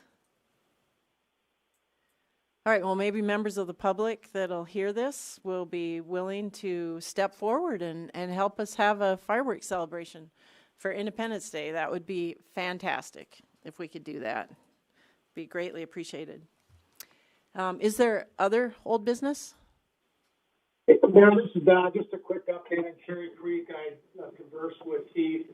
Status quo on that. We're still kind of waiting with the developer, their development as it ties in. I just wanted to point that out. Thank you. Thank you. So you kind of broke up a little bit. Did you want Heath, or were you saying that Heath said that we're waiting on the developer? Nope, I've talked with Heath. That's just a quick update. We're status quo for now. Okay. Thank you. Other old business? Is there any new business? Are there liaison reports? Okay, the next item then is announcements, and I do have a couple of announcements. Our own president of Lake Area Technical College, Mike Cartney, has been nominated for the Hall of Fame, South Dakota Hall of Fame. So that's really fantastic and well-deserved. Congratulations, Mike Cartney, on that. And there was supposed to be tonight a Watertown Middle School Teacher Appreciation Parade. It's been postponed until Wednesday, May 6th, from 6 to 7:30 p.m. Drive by Watertown Middle School on Wednesday, honk, wave, and cheer, and thank the teachers and staff. And so that will be happening later this week. And also, this happens to be, by my proclamation, National Travel and Tourism Week, and I have a proclamation to read.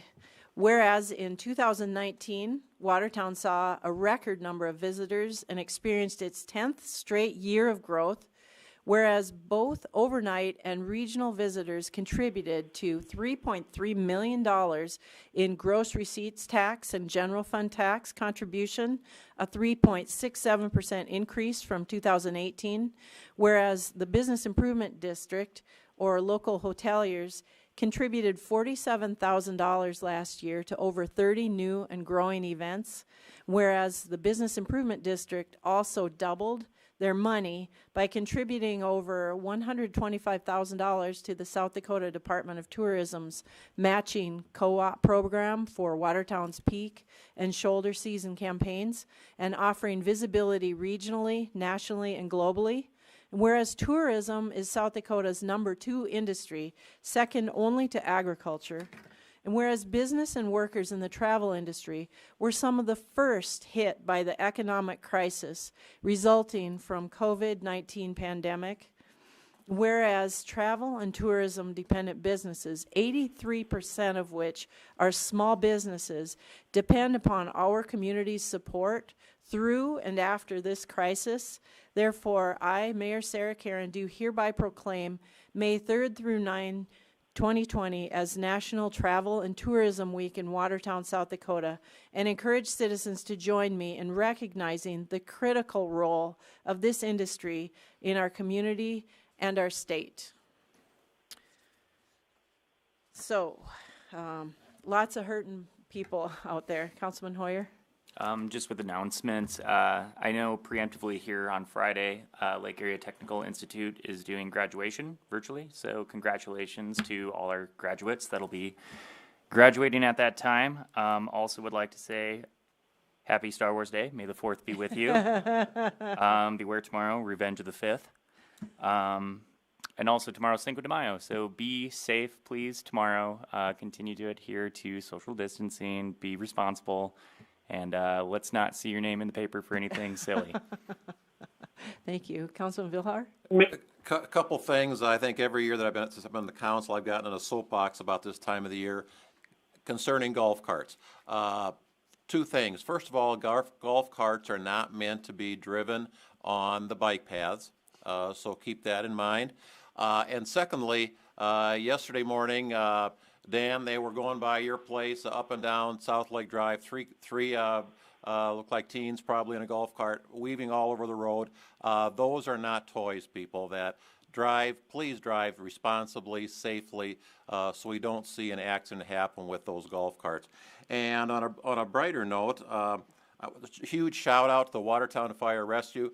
Our 3-year-old grandson had his birthday on Saturday and got a drive-by with the fire truck, and just really excited him. So thanks so much for that program. I was told there's been 220 as of Saturday morning drive-bys since that program started. So huge thank you to the Watertown Fire Rescue people. All right, thank you. Councilman Holeen? Thank you, Mayor. You had referenced it a little bit earlier, but I wanted to do an official thank you to Loose Fireworks and the Rattershap family and all of their employees for putting that on. I was also out there. It was a wonderful event. It was great to see the fireworks, and you could just tell a sense of community pride. And so thank you to Loose Fireworks, Dan Rattershap, and everyone involved in that. Thank you. Right, and I want to say congratulations to the community of Watertown for really handling the social distance thing. That event was people were so well behaved. There was no problem whatsoever, so that was really great. We've demonstrated we can do this. I cannot see if other council members have their mics on. This is Adam. I got one last thing, if I could, please. Okay, Councilman Lallam. Just a huge shout out. I don't know if people are paying attention or not, but Light the Night event was a pretty big success.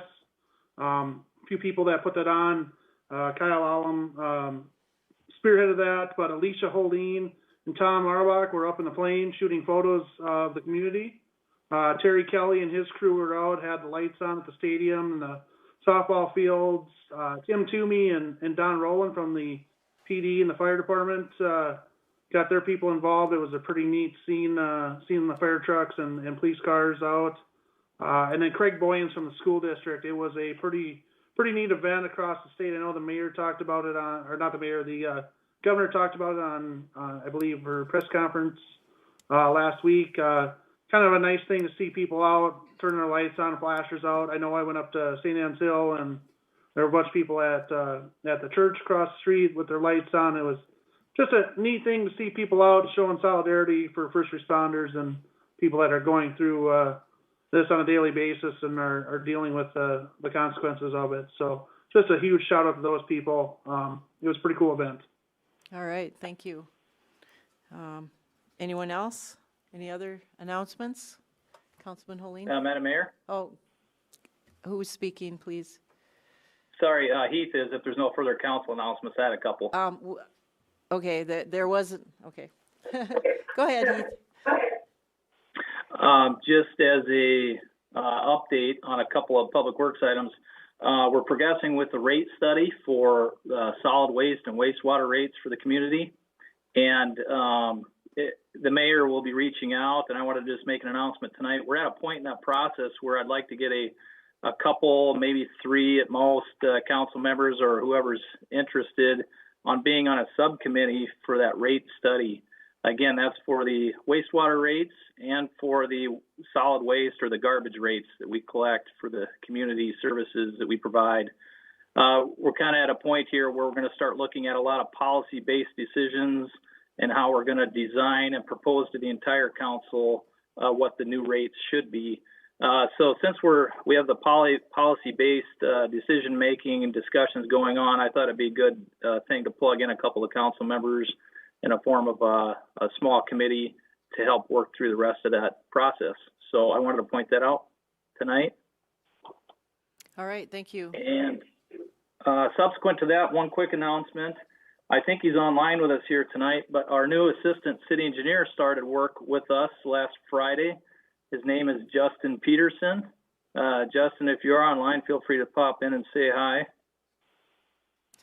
He comes to us with a master's degree in engineering. He's a licensed civil engineer with about 16 years of engineering experience in both the public and private sectors. And so was recently employed with the city of Sioux Falls, and he worked and focused on the capital projects division down there in the engineering department.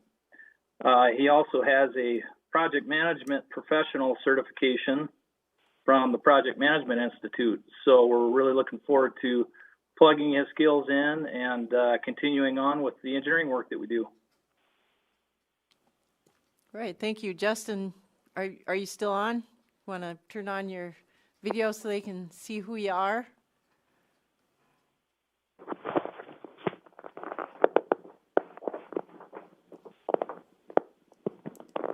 See the glowing JP, and he turned his mic off or unmuted it, but we can't see you or hear you, Justin.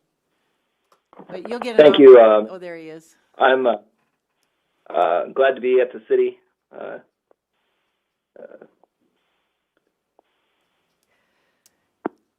All right, thanks. I don't know if that's a bad connection, but we'll have plenty of opportunities in the future to visit with Justin. And absolutely. Thank you for that time, Mayor. Appreciate it. yes, any volunteers to serve on the rate study committee?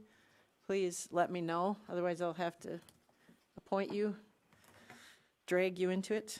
All right, are there any other announcements before I close out? Okay, we do have just a really quick need to go into executive session pursuant to SDCL 1-25-2.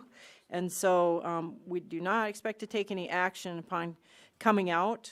But the council will have to disconnect from this meeting and join into the executive session meeting in order to make that happen. So I'll need a motion to go into executive session. I have a motion by Vilhauer and a second by Holeen. Any discussion? All right, roll call vote, please. Okay. Justin. Sorry. Albertson. Aye. Bueller. Aye. Hoyer. Aye. Helene. Lallam. Aye. Radensky. Aye. Roby. Aye. Vilhauer. Aye. Y. Aye. Motion carries. All right, thank you. We are in executive session.